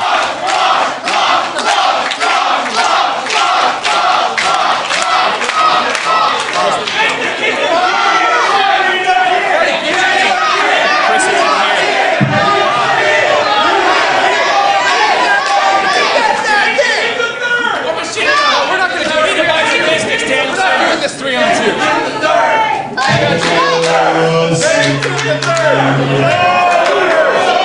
Chris Hero insulting the manliness of Joey Ryan, and that's one easy way to get to him. I'll put the microphone right on the edge of the apron so you don't have to get in the ring with 3 men. Although, actually, the idea of 3 men probably appeals to you a little more than it should. I'm going to stick this right here so you can rebut.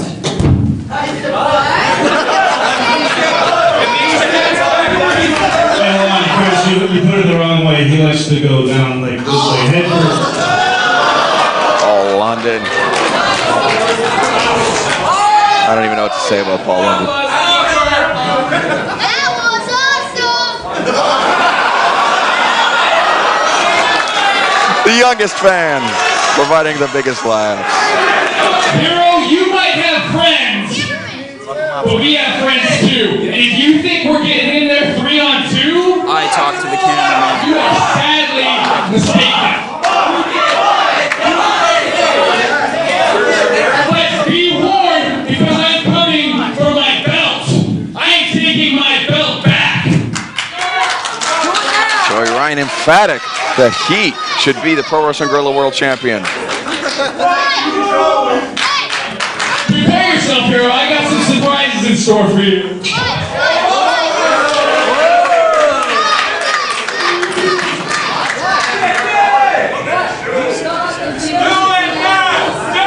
Joey Ryan leaving with Brian Danielson, Paul London, and Chris Hero together in the ring, raising the hands of Pro Wrestling Guerrilla World Champion Chris Hero.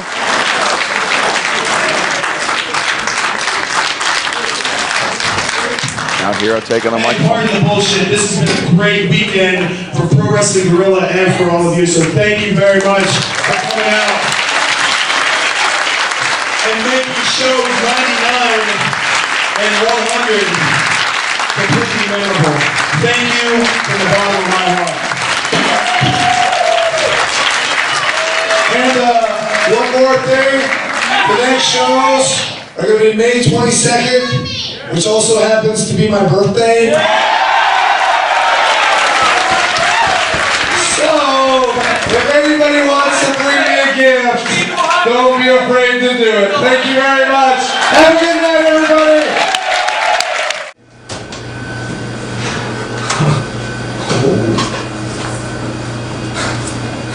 Don't worry about it. Yeah. Joey Ryan, Scott Lost, you guys should be worried. I'm no dummy. Sure, I might be the intrepid traveler, I might be fearless, but I'm no fool. I need to run with a partner. May 22nd, PWG Tag Team. My birthday. His birthday, bring cake, German chocolate. You know, earlier today I was at the beach. True story. I was in the sand, looking out at the ocean, thinking about life, contemplating this or that. Having a slice of pizza, I regret. And I saw some seagulls flying above, dive bombing for fish in the kelp beds. I saw some seals playing around, flying in the water. And I saw some dolphins swimming together in a pod. And I realized I need a pod. Two-person pod. Say hello to my pod partner. Hello. Hello. That was good. What we'd also like to tell you is that May 22nd, PWG Tag Team Tournament Bryan Danielson, American Dragon, American Dolphin, and Paul London, the Dolphin Master. We are innovative, and we want something new from the fans of PWG. Because all the time, what do? Every match? Oh yeah, every time that we wrestle, they go out there and they clap. It's like this. It's like.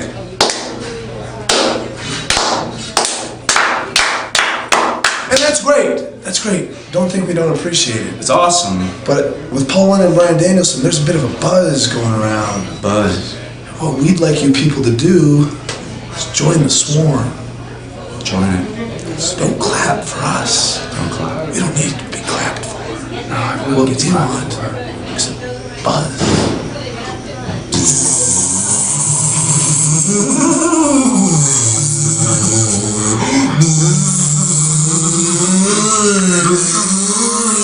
I know you can do it. I know you're capable of it. Let go of fear. Let go of insecurity and join the swarm. Adults, everybody, join the swarm. We're gonna sting the hell out of you, Joey Ryan. Scott Lost. You're gonna get stung. Just like the dolphin would sting them.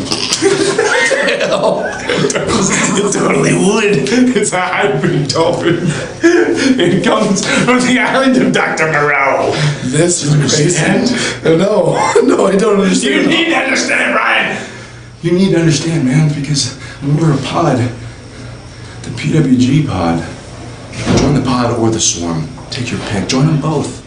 Amigo, ¿dónde vamos? Es bueno, es bueno. Bueno? Yeah. ¿Qué pasa? It's Reseda. ¿Reseda? Sí, Reseda. No. Sí. Amigo, Reseda. Sí. Muy dangerous. No, Reseda. Oh no. Chuck Taylor. Kenny Omega. Hey. No problema, amigos. No problema. ¿Qué pasa? No. Hey. Número 2. Problema número 2. Hey. Get over here. Amigos, get over here. Hey, get over here. We told you to stay out of Reseda. Why are you in here? What is... Hey, boys. Why don't you take a seat?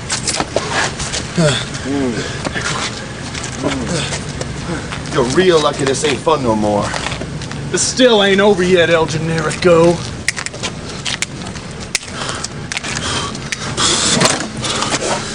It's okay. Gracias, amigo. It's okay, Jimmy. Gracias. It's okay. It's okay.